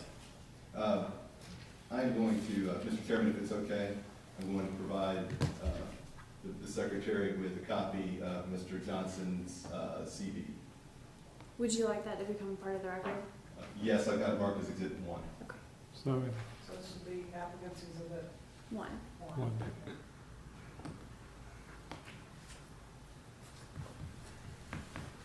And while that's being passed around, Mr. Johnson, I'm just going to ask you if you recognize this document that I marked as Exhibit 1. Yes, sir, I do. And is that a copy of your CV? Yes, it is. And is it an accurate copy? Yes, sir, it is. And Mr. Chairman, I think you've already admitted this exhibit into evidence. And at this time, I would ask that Mr. Johnson be considered an expert in the field of environmental science and specifically in hydrology. The formal rules of evidence don't apply to these proceedings. I understand. I just wanted to make that clear that that's the line of questioning that We recognize them as, Thank you. Mr. Johnson, are you familiar with the term mean high water line? I am. Can you tell us generally what that means? Generally, mean high is the average high tide over a 19-year interval. In most instances, the state of Florida has established the elevation of the mean high tide line in various tidal stations throughout the coastline of Florida. Is it fair to say that for a mean high water line to exist in a body of water, the water must be influenced by the tides? That's correct. And are you familiar with the parcel in question that's before the board tonight? Yes, sir. I have inspected the subject property on multiple occasions, and I have inspected the property located to the west as well. And do you have an opinion, Mr. Johnson, on whether the water course in question, whether the water levels there are influenced by the tides? I do. And what is that opinion? That it's not tidally influenced. Those are the questions that I have this evening, Mr. Chairman. but I'd like to ask them a question, if you would. How often is that stream to be influenced by the high water tide for it to be determined? Once a year, once a month?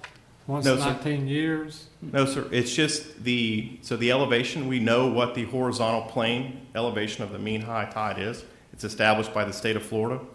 If that elevation extends into the creek, then it would be considered tidally influenced. So the continuous elevation of the mean high water line, if that extends into the creek, then it would be considered tidally influenced.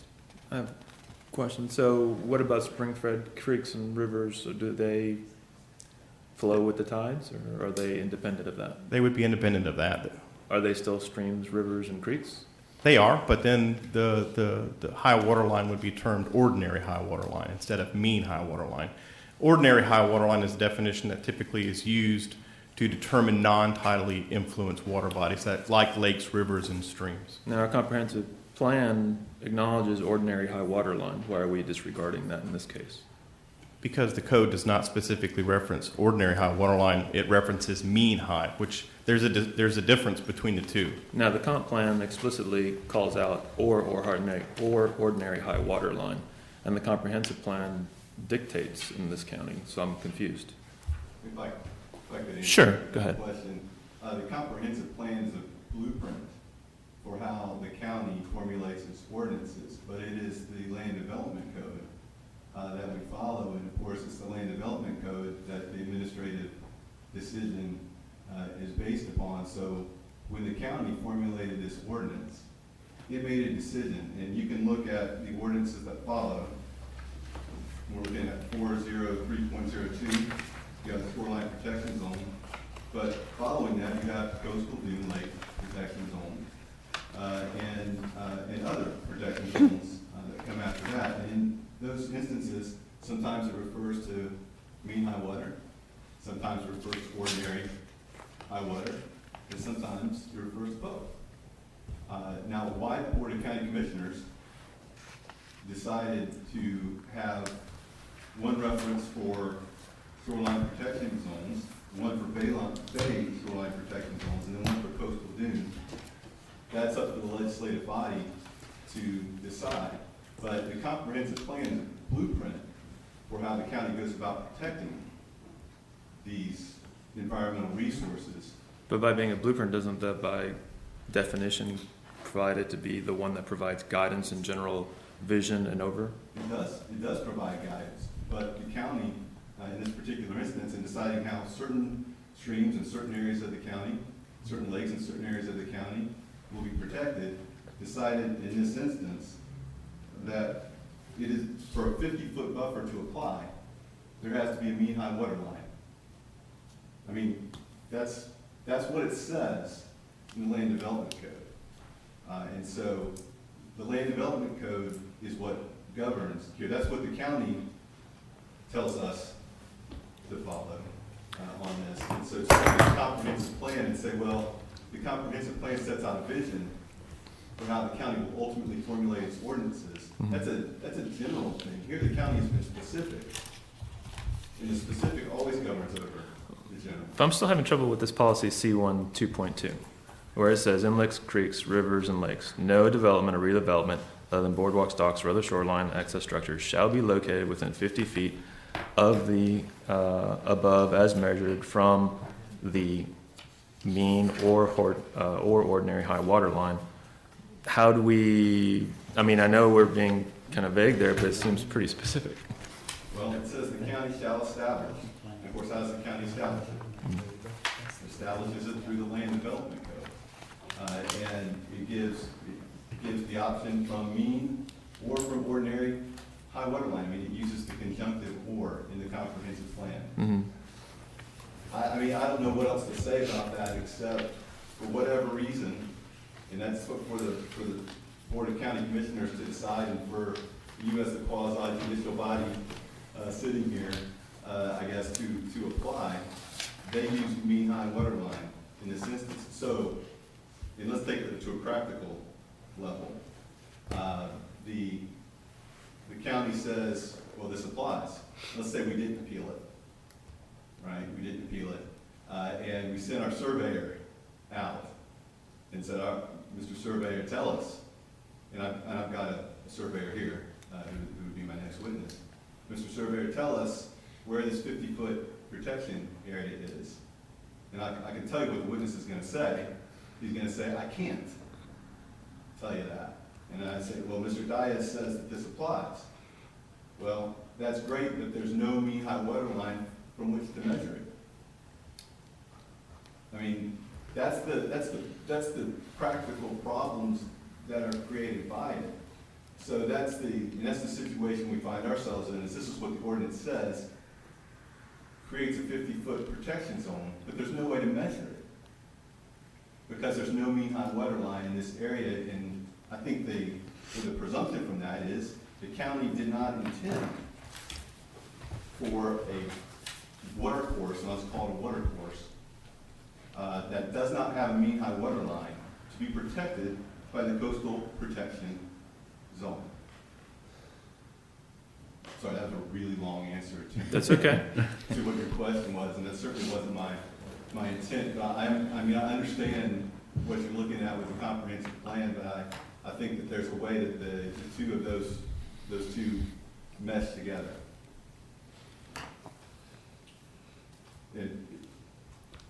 If it's not to be protected by the mean high water line, then how's that stream to be protected? So if there are wetlands, there are wetlands on the property, and that's, of course, not the issue tonight, but I know that you spoke about wetlands, and wetlands have their own protection under the Land Development Code.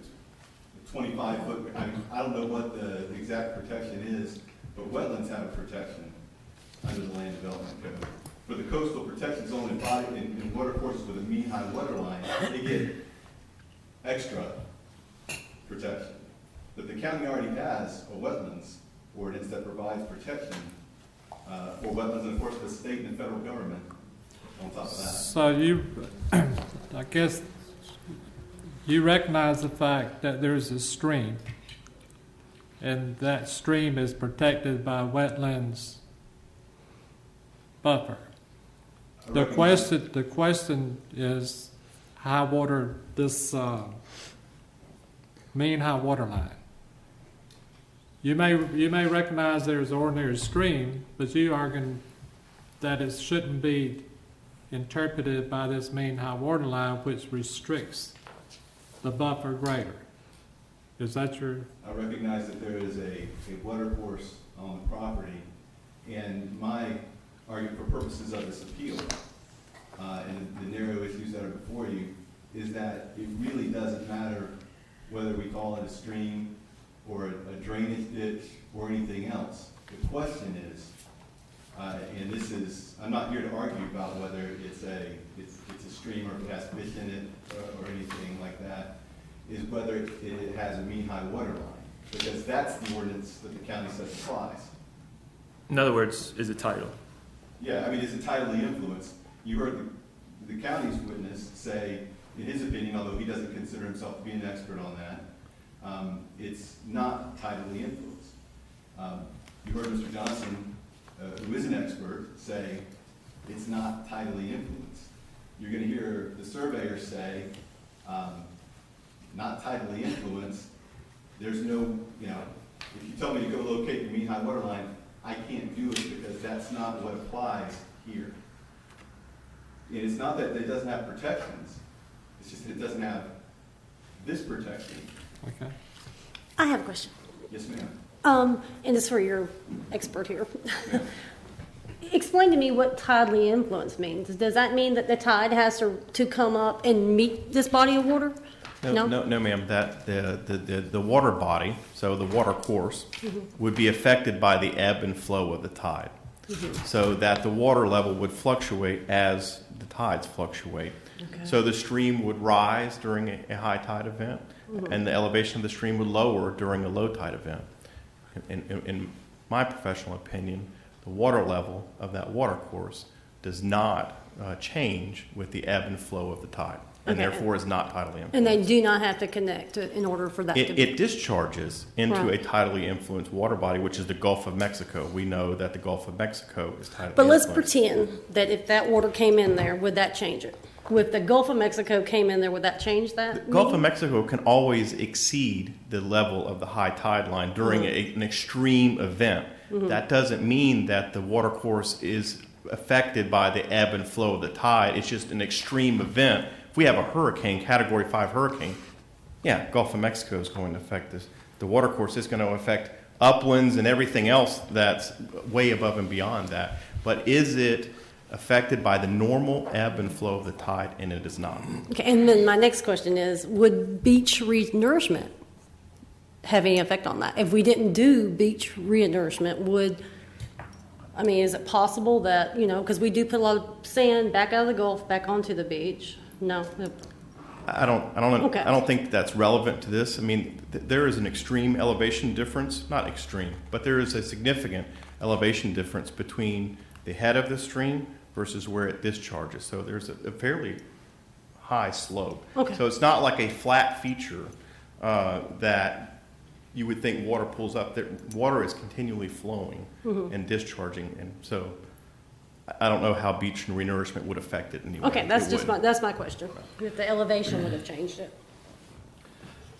Mr. Johnson, you said there's an extreme difference from the head to wherever it discharges toward the beach. Approximately, what is the difference in elevation from top to bottom? I don't know the exact amount. Approximately. The surveyor would probably be a better choice to answer that question. All right. If I may, when the surveyor speaks, he took some photographs, and the photographs, which I'll pass out, help illustrate the difference in height.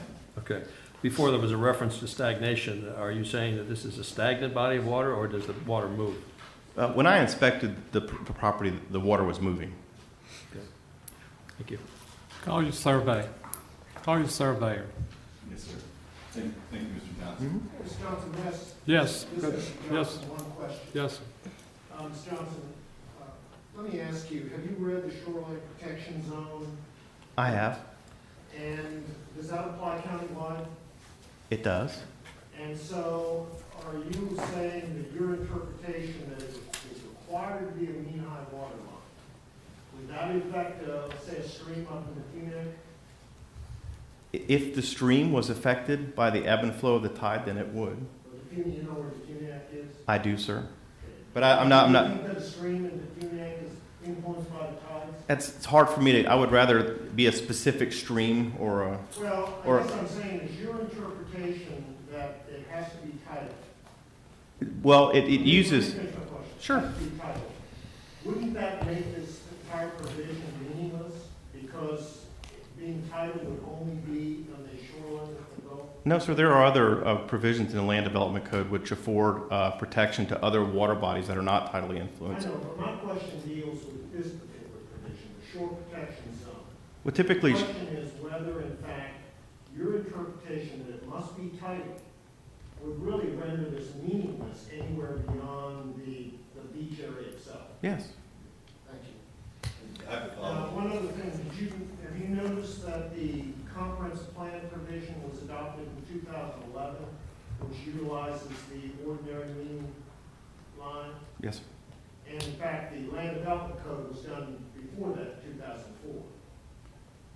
Yes. So isn't the comprehensive plan the most recent interpretation by the Board of County Commissioners as to the application of this provision? I would agree, but then I would defer. I mean, obviously, I'm not an expert in the Land Development Code or comprehensive plan or land planning, and I would defer, obviously, the expertise of our attorney. Yes, sir.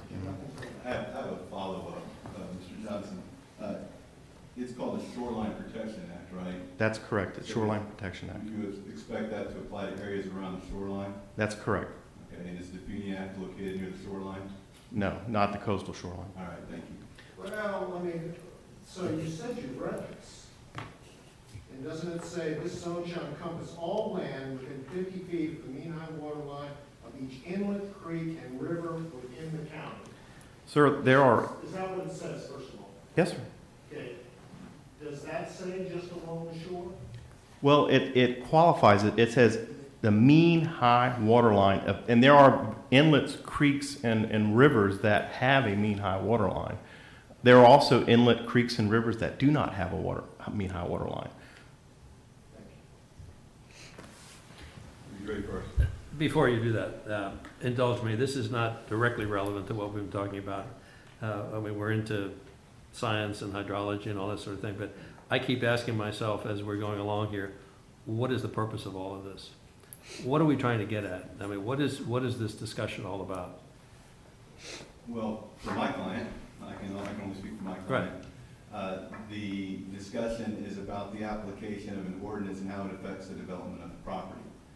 So if the shoreline protection zone applies here, as I said before, the practical impacts of it for us, our surveyor go out and find out what the 50-foot barrier is, and then we can find out how the property may actually be developed, except we can't, because the ordinance refers to mean high water line, and there is no mean high water line.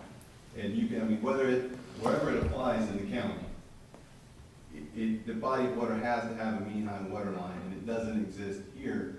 So practically speaking, it affects how we develop the property, but we couldn't even tell you where the 50-foot, no surveyor could tell you where the 50-foot buffer is, I would submit to you, because there's no mean high water. But I think the buffer is different if it's interpreted the way the high water line from ordinary wetlands. That's the whole purpose that we're here, right? Right. I mean, there are different protections that apply to different types of rivers, wetlands, et cetera, in the county. I mean, you've got. But I think the point is, if I may, the ordinary wetlands buffer is what? I believe it's 25. I believe it's 25 feet. So what the deal is, instead of 25 on that wetlands, it's 50, which would encompass a great amount of area that was less the structure that they proposed to build. That's what, to my understanding. Instead of 25, you're looking at a 50. So the determination that we make will affect what kind of building your client might be able to put up. Is that what we're getting at? Of course, yeah. I mean, how the property can All right, that's what I wanted to know. Yes, sir. Right. You good? Good. And I call your Thank you, survey. Mr. Chairman. I would call Mr. Darrell Burgess, please. What's his last name? Burgess, B-U-R-G-I-S. I got that right, didn't I? Yes, correct. Good evening. My name is Darrell Burgess. I am with Emerald Coast Associates in Santa Rosa Beach. Okay, Mr. Burgess, and you said you're with Emerald Coast Associates. What kind of work do you perform there? I am a licensed land surveyor. We routinely perform boundary, topographic, mean high water line surveys, etc. Okay. And what is your educational background? I have a Bachelor of Science in Surveying and Mapping from the Engineering College at the University of Florida. Okay, and did your education at the University of Florida include coursework in the means and methods for computing and locating the mean high water line? Yes, sir, it did. Okay. And how long have you worked in the field of surveying?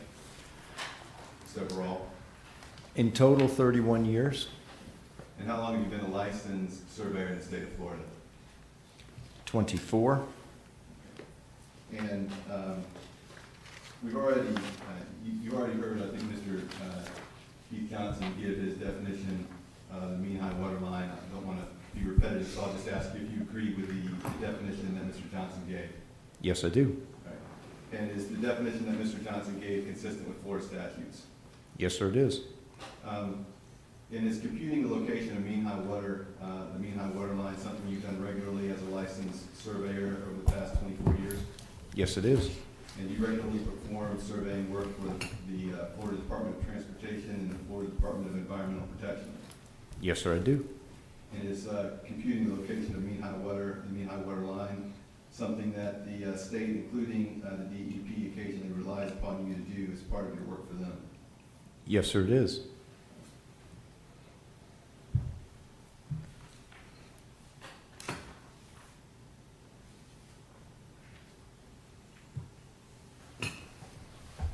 Mr. Chairman. I've just handed the board secretary what I've marked as Exhibit 2, which is the CV of Mr. Burgess, and I'll just ask that it be admitted as evidence. What exhibit was that, 2? Exhibit 2. So enter. And we're tendering Mr. Burgess as an expert in surveying and more specifically in computing the location of the mean high water line. I think we can recognize that. Let's recognize him. In simple terms, for us, Mr. Burgess, how do you compute the location of the mean high water line? It is the intersection of the horizontal plane of the average high tide over a 19-year era where it intersects the shoreline of uplands.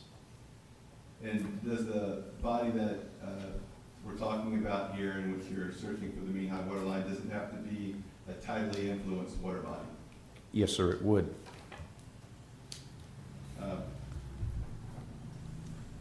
And am I correct that the tide just generally is the rising and falling of the sea? Yes, sir.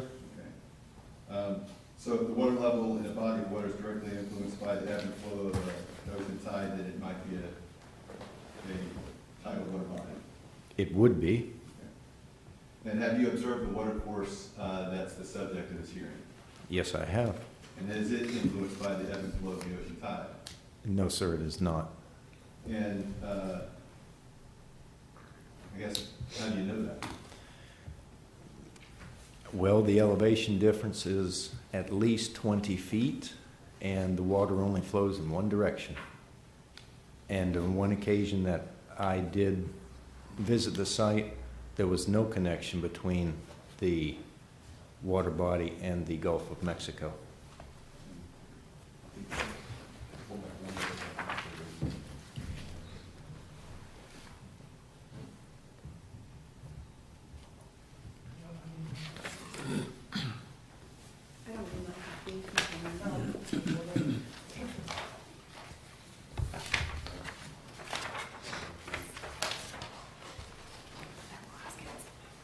Before I pass this out, do you want this to be? Yes, introduced into- I'm going to ask, there are 18 photographs here that the witness can authenticate, and I'm just going to ask that they be admitted into the record as composite exhibit A. So enter. This is A? Yes, A is an Okay. apple. Okay. All right. Works for me, whatever works for you. For purposes of my questioning and I guess to help you, I'm going to refer to them by the numbers on the bottom of each page. You'll see an A1, A2, A3 on the bottom. So Yes. that way you know if you have a question, you can look at that and you can talk about it. Mr. Burgess, I've shown you these photographs that I've marked as A1 through A18. And are these photographs that you took? They are. And when did you take the photographs? About 2 months ago. Okay. And are these photographs taken by you of the water course in question and kind of surrounding area? Yes, sir, they are. And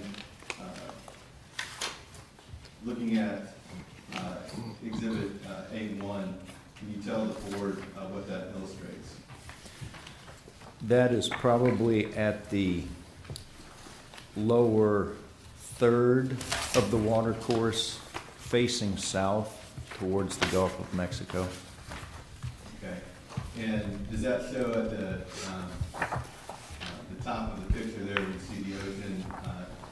There is that depicting a drop off from an elevation going down the hill onto the beach?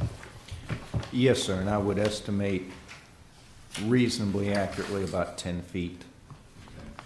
Okay. And if you would then turn over to exhibit A3.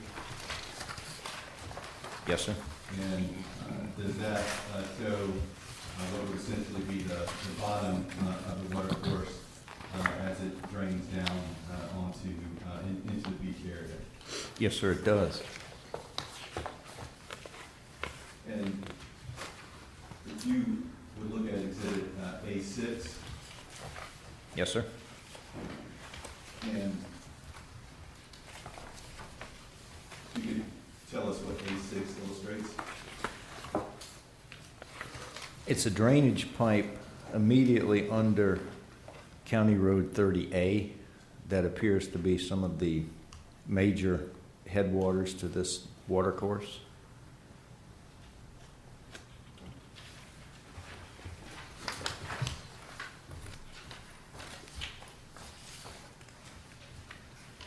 And if you would look at Exhibit A12. Yes, sir.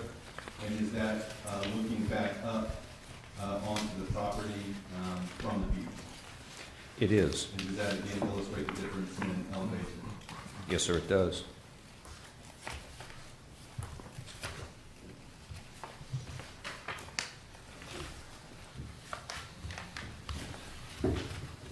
And if you will then turn to Exhibit A16.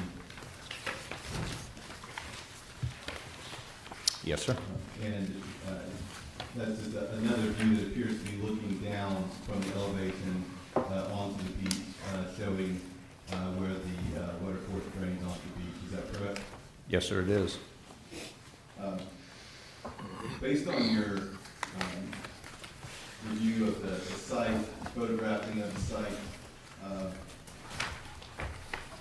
is there any evidence that the tidal water from the ocean flow up the hill into the water course? None whatsoever. Do the ocean waters have any influence on the water level in the water course? No, sir, they do not. And if you were tasked as a surveyor with locating the mean high water line for this water course, could you do it? No, sir, I could not. And why not? There is no influence of the ebb and flow of the tide from the Gulf of Mexico, and the change in elevation would preclude it.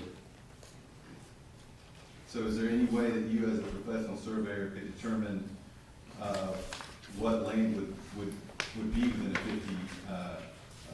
50 feet of the mean high water line? No, sir, I could not. And is that because there is no mean high water line? Yes, sir, that is the reason. That's all the questions that I have subject to your feedback. Yeah. Ms. Mrs. Stewart. Stewart first. Would you consider this a stream?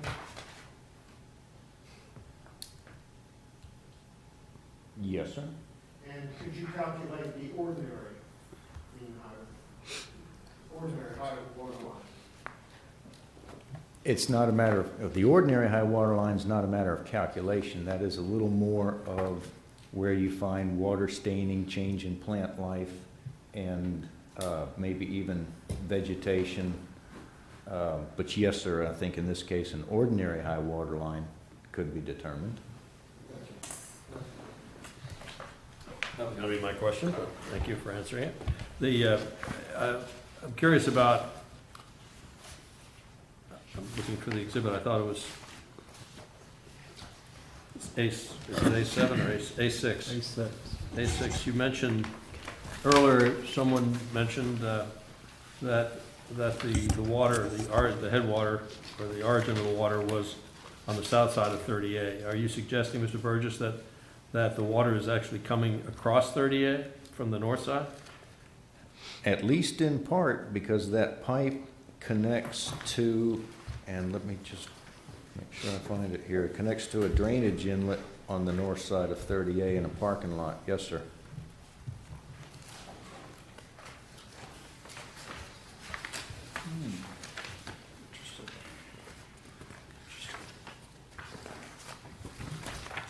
The same pipe can be shown in both A6 and A7, a little different view of the same pipe.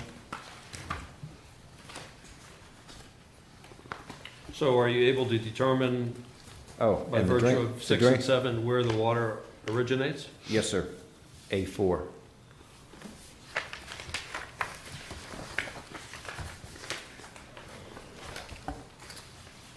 Now, is A4 taken on the north side or south side of 38? North side of the North side road. of 30. So you're saying all the water that is flowing into this, let's call it a stream for our purposes here, or whatever we want to call it, but you're saying this is the source of the water, this drainage? I did Great. not say all. I said at least in part. Okay. And what would be the other part? I don't know. Okay. Would it not be the wetlands that provide the headwater for the running water through the stream? I did not examine the site to that extent, and I am not a wetland scientist. You said there's a 20-foot difference in elevation from the ocean to what part of the property? The northern boundary on the south right-of-way of County Road 30A, and I have a previous topographic survey on it from 2003. From the northern boundary of 30A to the Gulf is 20 foot in elevation. From the southern boundary Of of 30A. 30A to the Gulf is 24 feet difference in elevation. How much? 24 feet. 24 feet. In exhibit A16, maybe it's A15, where the water is running into the Gulf. Yes, sir. Let me find my.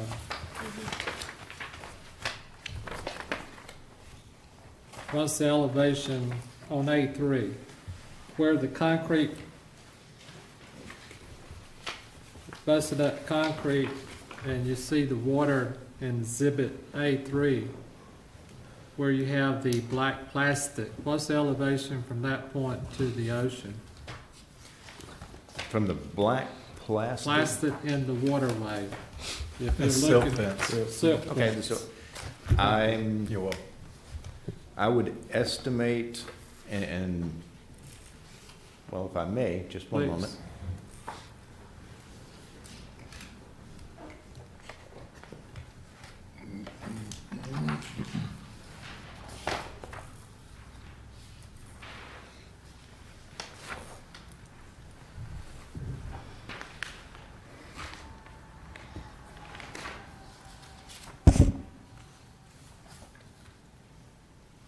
The black plastic silt fencing, I would estimate at an elevation of about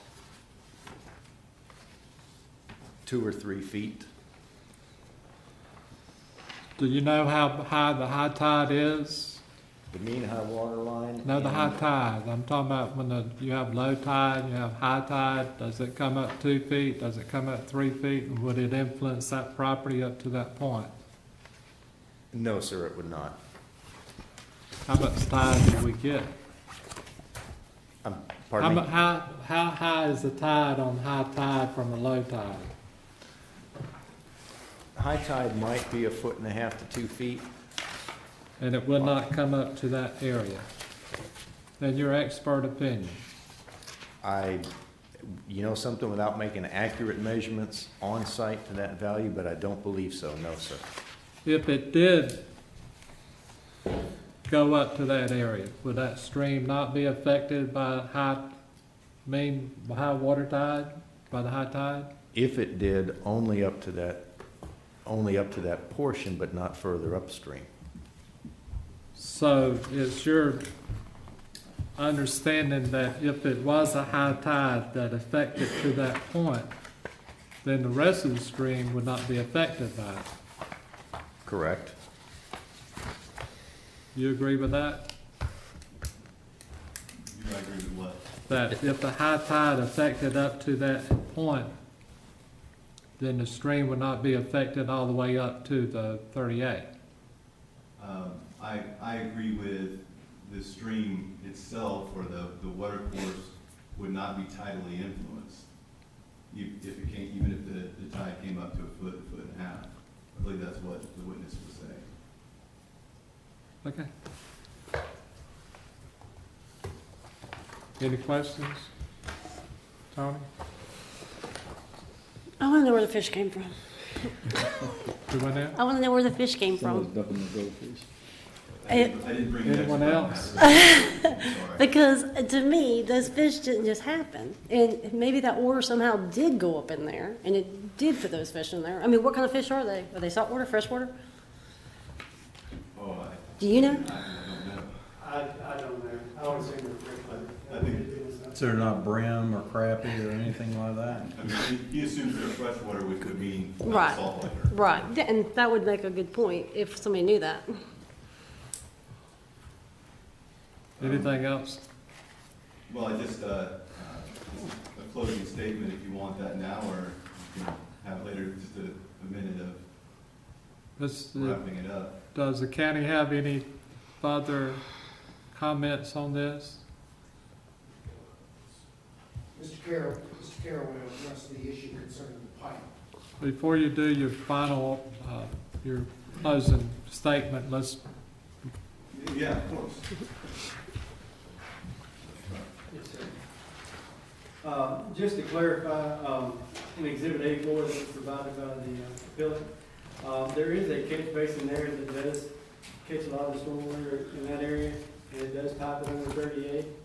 That stormwater traverses across the land and down through a little channel. It goes into the stream, then discharges onto it. So the stream exists. The water just is conveyed, the stormwater from the north side of 38 is just conveyed to that stream. Scott, let me ask you, if that drainage was plugged up and stopped up, would you still have a There'd stream? still be a stream. And Scott, you still agree that this is a non-title?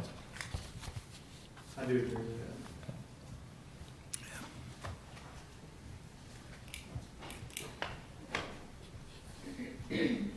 go ahead. All right. Thank you. And again, and the issue before you is a fairly narrow one. And I had just a couple of things to say to wrap it up. We have to look at the ordinance and what the ordinance requires. I mean, it's what governs what my client can do on his property. And we look specifically at the ordinance which the county, the planning director, looked to.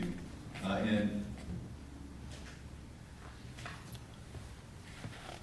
I know you guys don't particularly care for lawyers pulling out a bunch of case law and stuff, but you know, I kind of can't help myself, so I hope you'll just bear with me for just Sorry, I got a son in last year in law school, I so I would feel got. like I was doing my job if I didn't do that, at least once.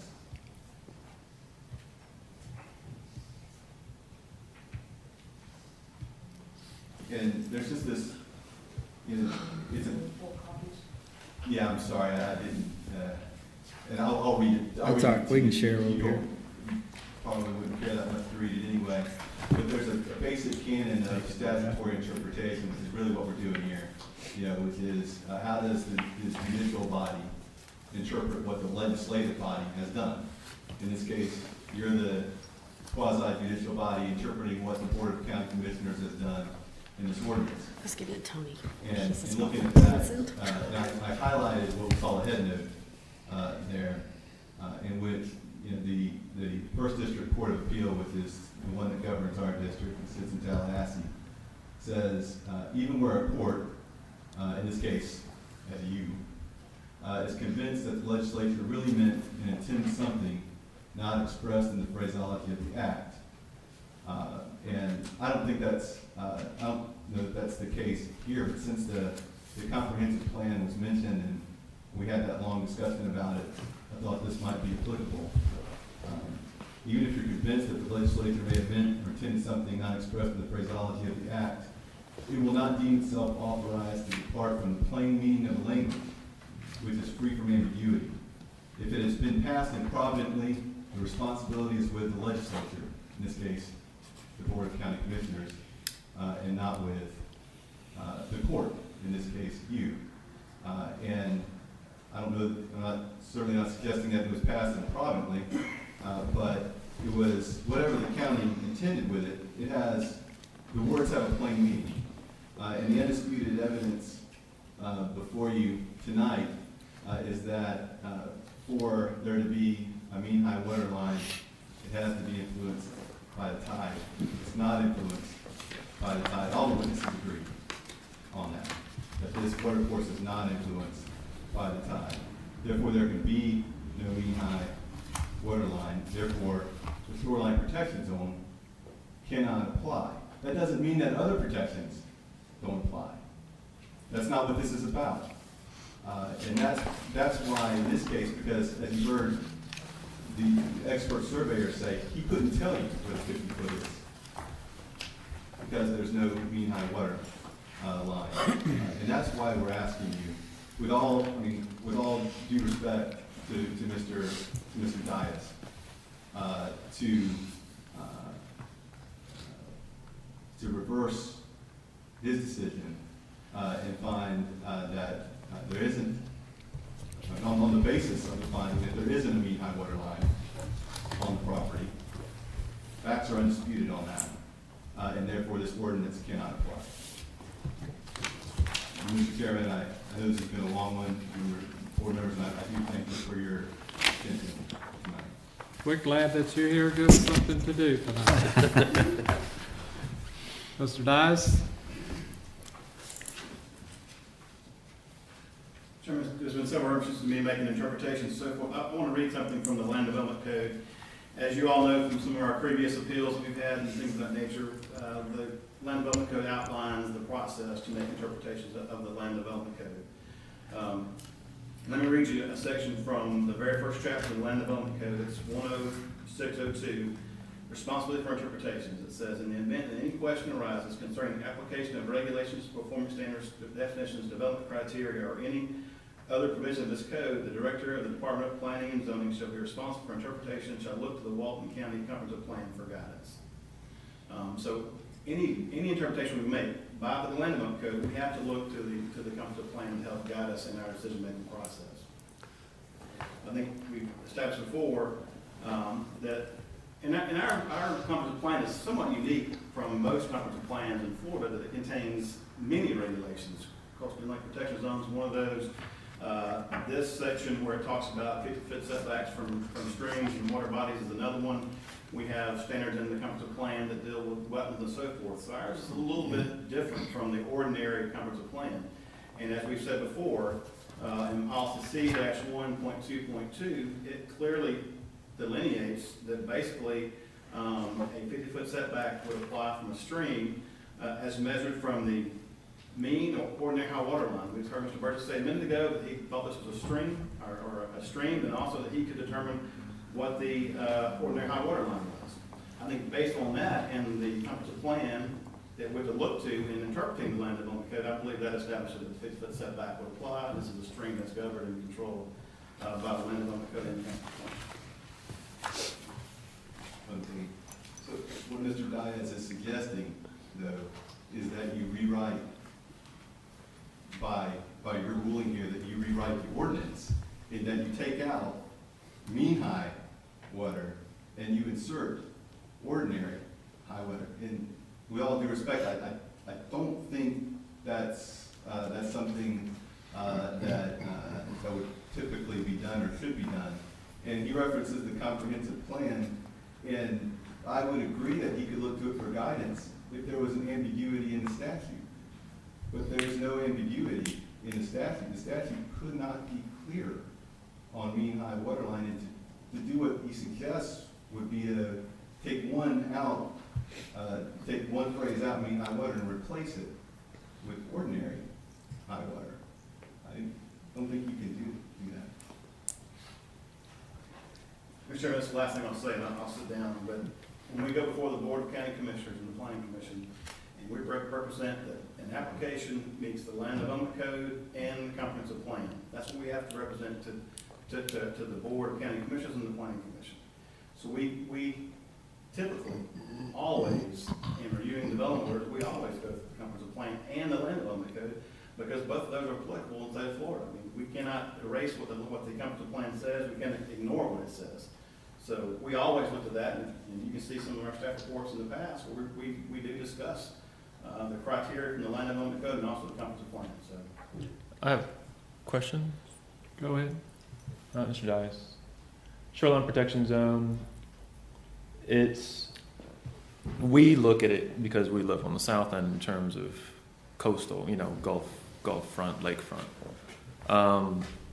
Is creeks, streams, rivers addressed in the shoreline protection portion of the land development code? I believe it does, yes. Mr. Garrett indicated that it does. And does it call for those to be to mean high water as well for those components, creeks, streams, and? I'm not sure, Mr. Val, I'm not sure. And another question, do we have another portion that would address rivers, creeks, and streams that isn't the shoreline protection zone? You want to address that, Scott? I'll try. Could you restate the last question again? Is there another section, component of the land development code that addresses creeks, streams, and rivers in an ordinary fashion that isn't just the shoreline protection? I don't believe so. I believe the creek streams is handled in the shoreline protection zone in the land development code. I believe it handles, and if you look under the shoreline protection zone, I believe it handles inlet creeks and streams. Then it also handles the bay shoreline protection zone. And then it also handles a coastal dune lake protection zone. Can I ask a question? So I'll try to speak into the mic and then back up. I think so, isn't on? Is it on?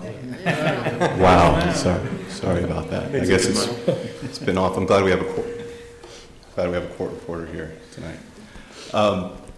You were asked a question about whether there are protections for streams that would not fall within the coastal protection zone. So let's take, for example, the interpretation that you have to have a mean high water line in order for it to fall within the coastal protection zone. Stream doesn't have a mean high water line. Would there not be wetlands protections that would apply to that stream even though it wouldn't fall within the coastal protection zone? The wetland protection would not apply to the stream. It would apply to the upland boundary of the wetland. To the areas around. Adjacent to it. But now, just to clarify, the coastal protection zone is an entirely different element than what we're talking about. When you're talking about, what we're talking about specifically here is a stream, which is a shoreline protection zone. A coastal protection zone in our land development code and comp plan regulates building and development around dune systems. Okay. And so, Mr. Chairman, it's not that there aren't protections, it's which protection applies. And this ordinance simply does not apply to a body of water that does not have a mean high water line. And again, practically speaking, we couldn't even implement it because a surveyor couldn't tell us where the 50-foot is. So without rewriting the ordinance, we couldn't even comply with it in the way that they suggest. Mr. Stewart? Mr. Chairman, I'm Mr. Dice, and we'll stand with what we presented, unless you have specific questions. I'm going to turn this off. And you're done. Are there any questions? Because we fix to close the public discussion. No questions? Motion closed? Motion to close. Second.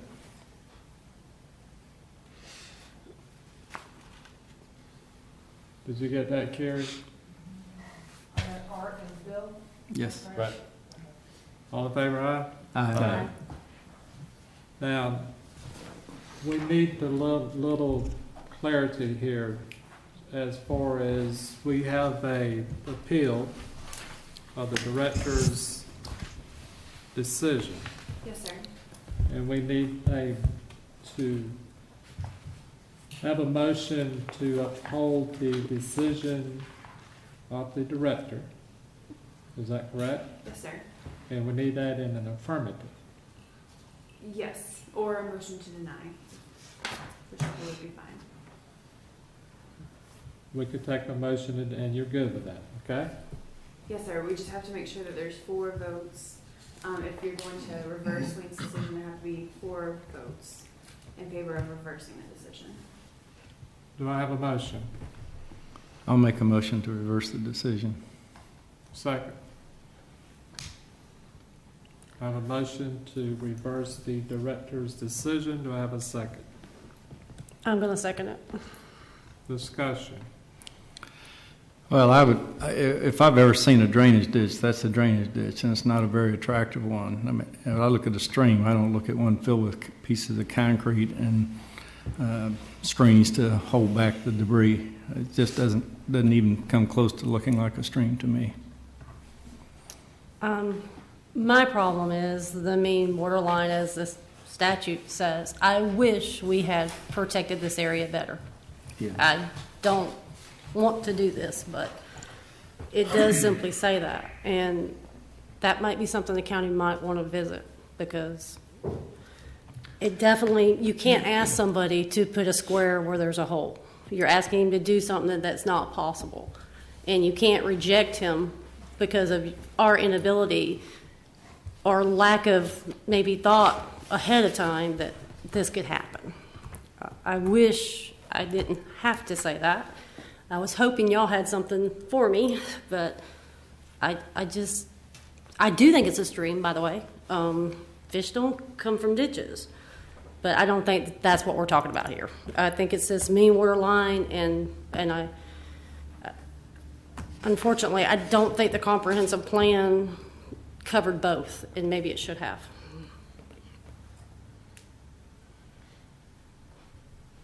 That being the ordinary water line, being encompassed with that. Because I would like to see that protected. Tony? Well, I'm a little confused about one item. I thought we were talking about whether or not it was that the land development code is. Well, I'm trying to read through the director's statement and see that if we determined that if we overturned his decision, whether or not it actually affected decisions moving forward, because what I'm reading is specific in determining that this is a stream, and if it's a stream, and we're disagreeing that it's with that statement, that's a different conversation than what I thought we were having. I missed that. Say that again. I thought we were having a discussion as to whether or not mean or title, whether or not a water body being tidal was the question in terms of. I thought that was the only question that we have to decide. Yeah, Okay. unfortunately. I think they recognize that it's a stream, but is it affected by the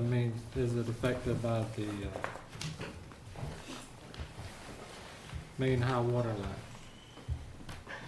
And I guess, I'm sorry to interject, but Mr. Fletcher, if you want to clarify your motion, your basis for the overturning The Mr. basis Guess's. is if you classify it.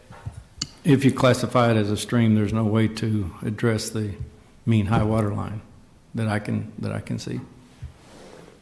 Can I do what now? Explain that. There's no basis, no way that you can determine the mean high water line. I think regardless of what you call the water, correct? Yeah, correct. What you call it, what you want. Basis that there is no way to determine the mean high water line? Correct. Of the body of water. Don't you think body of water? Scott? We're going to skip to Scott. Why? Tony, go ahead then. Well, if it's a stream, if it's a stream at all, tidal or non-tidal, I think that the comprehensive plan, as the blueprint that we have all agreed that it is a blueprint, and that it is providing the overall framework for everything else that we decide. I disagree with the land development code all kinds of times. I find all kinds of issues with it, but we always have to go back to the comprehensive plan as that blueprint, that guidance.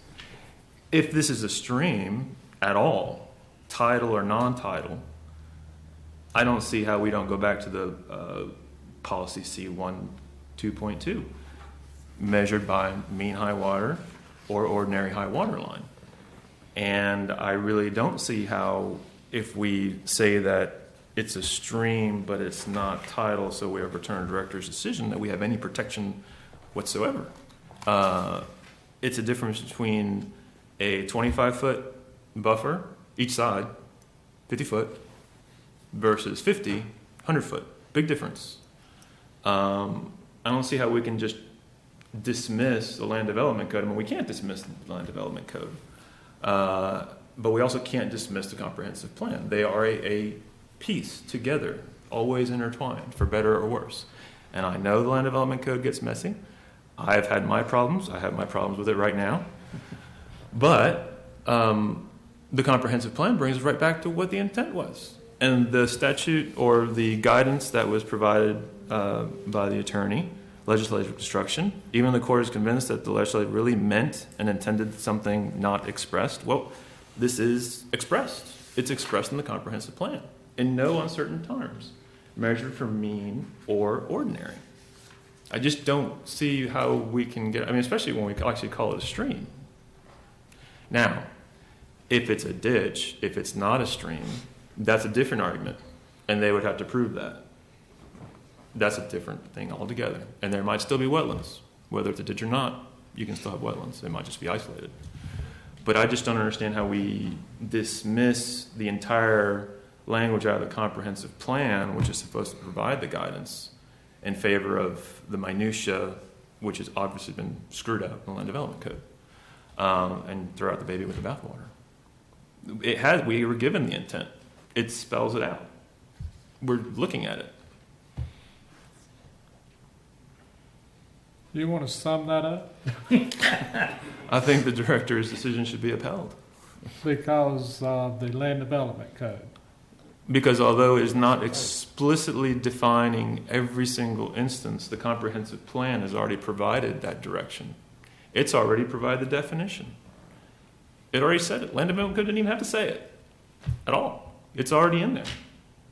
Even if that whole section wasn't even in the land development code, it's already in the comprehensive plan. We'd have to follow it, right? That might be a question more appropriately targeted at Mr. Stewart, but I can give the board my opinion if you would like it. We would. It's my opinion that the comprehensive plan is the guiding document for the county for our planning decisions. And as Mr. Stewart pointed out, the comprehensive plan was amended in 2011. That was after the changes to the land development code in 2004. So I believe that it would guide the planning department in their interpretation. We've not enclosed it, and we're going to keep it within. Sorry about that. But that's my position. If there wasn't a word about it in the land development code, we wouldn't even be having that conversation with people. Yes, it is in the land development code. They have provided additional definition and specificity. However, in generating specificity, maybe a mistake was made, maybe not. However, it's still in the document. It's still in the comprehensive plan. They can't ignore it. Even if we want to ignore it, we can't ignore it. So my question, I'm sorry, but my question to you then is, okay, somehow this does get overturned. Are you saying that that in itself would say you can't do it? That's what I'm asking. Well, no. What we're saying is, what we're doing is establishing that portion of land development code is overriding the comp plan and would provide the guidance for a director in all his future decisions. And so, potentially, worst case scenario, there are no protections for anything that's not title anywhere in the county. And I would just like to address one point very briefly. The point was made by the attorney for the applicant that Mr. Dice relied on land development code in his decision and not the comprehensive plan. But I do want you guys to know that your review of Mr. Dice's opinion or determination is de novo. So you can consider the comprehensive plan when making your decision. Kevin? Tony got you confused? No. If I understood it correctly, when we first started, there were several different entities that had looked at it and determined that it was a stream. Is that correct? I think that the question is not if it's a stream. Well, I know, but I mean, if it is, though, then you can look back to the comprehensive plan where it spells those things out. And if that's what he was basing that off of, then the comprehensive plan says mean high or ordinary height. So if you use that, then you could, a surveyor could use the ordinary height water line to determine where the 50 foot was at.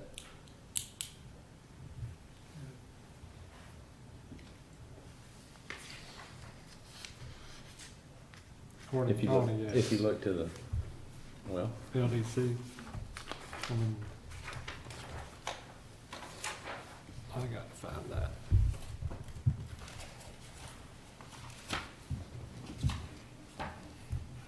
Scott? My turn. Yes. Give us some direction. Well, my view on it all is just like Tony. I agree with a lot of what Tony says because the intent should drive all of this. But what Daryl and Keith said is absolutely correct. Everything they said about mean high water and ordinary is spot on. And the reason I know that, I've known Daryl forever, and Keith comes highly recommended. So I would not doubt it, but then again, I do the same thing Daryl does, and you know, that's how you do a mean high. But in this case here, I think the intent, whether it was left out, who knows? I mean, that's been one of my pet peeves with the Land Development Code planning, because if the word ordinary high water had been on that, we wouldn't even be sitting here right now. I mean, that's the whole thing. But on a lot of my stuff, you know, I'm always told, you gotta go back to the comp plan. And I agree with Tony. I mean, it's our guiding light, you know, because that's what we're told. We have to go by the comp plan, even though it says, whatever it says in the Land Development Code. So, that's my 2 cents worth on this. Mr. Miller? I would agree with Tony's analysis that you have to look at both documents, not just one or the other. And the Land Development Code and the Comprehensive Plan are both necessary in this. So my feelings would be along the same lines as his. And might I add, same as Mr. Dias.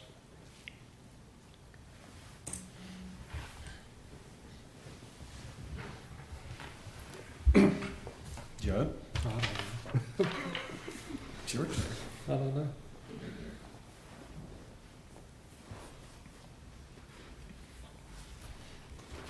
Motion to close the discussion. so moved. Second. Second. All in favor, aye? No. We have a motion to reverse the decision of the director. We have a second. Tony, how do you vote? Nay. Mr. Fletcher? Yay. Yes. Tammy? Nay. Kevin? Nay. Yes? Nay. Tammy was, Nay. no. Mr. Miller? Nay. The decision of this board is to deny the motion to reverse the planning director. And do we need to have a motion to approve? Yes, That's an sir. affirmative? Because that motion failed, yes, sir. One second. So I got nay, aye, nay, Nay. nay, nay, I went aye. you're He's an aye, aye. Yes. nay, and nay. Motion to uphold the decision of the director. So moved. Second. Second. Tony, how you vote? I made the motion. Who seconded? Tony. Tony, how you vote? Aye. Nay. Tammy? Aye. Kevin? Aye. Nay? Aye. Aye. The decision was to uphold the planning director's decision. You will have 30 days from the There ain't no fishing. time we sign the order to file an appeal with the circuit court. And we will know, I will sign that as soon as they get They it to really, me. they do need to fix that. Thank you, Mr. Chairman. Yeah. Thank you. Because it's hard to ask them That's to the do last something one that we they can't had. do We have to too. approve the minutes. Motion to approve the minutes. Motion to approve the minutes. Second. Second. All in favor, aye? Tony. Opposed? Motion to adjourn. Second. Mr. Fletcher, second, all in favor, aye? Aye. Where is the minutes? We adjourn. I made the motion. Adjourned. Mr. Fletcher, second. Let's see. Oh, I wasn't even here. Right. Yes, I did. Motion to adjourn. Second. Third. Davis, Mark Davis. Well, you was wrong again. I might have been wrong too, but. All right, Bill, let's take care of some real business here. All right. Joe, we disagreed 3 times. Yeah, but Bill and I didn't. I know. We was right. Pay for them. If that's a stream, I'm a Chinese aviator. You want to pay for them now? Which It is a stream. stream. It is a stream. That thing's been developed over the years. Water runoff. I always thought that these property way to the right up years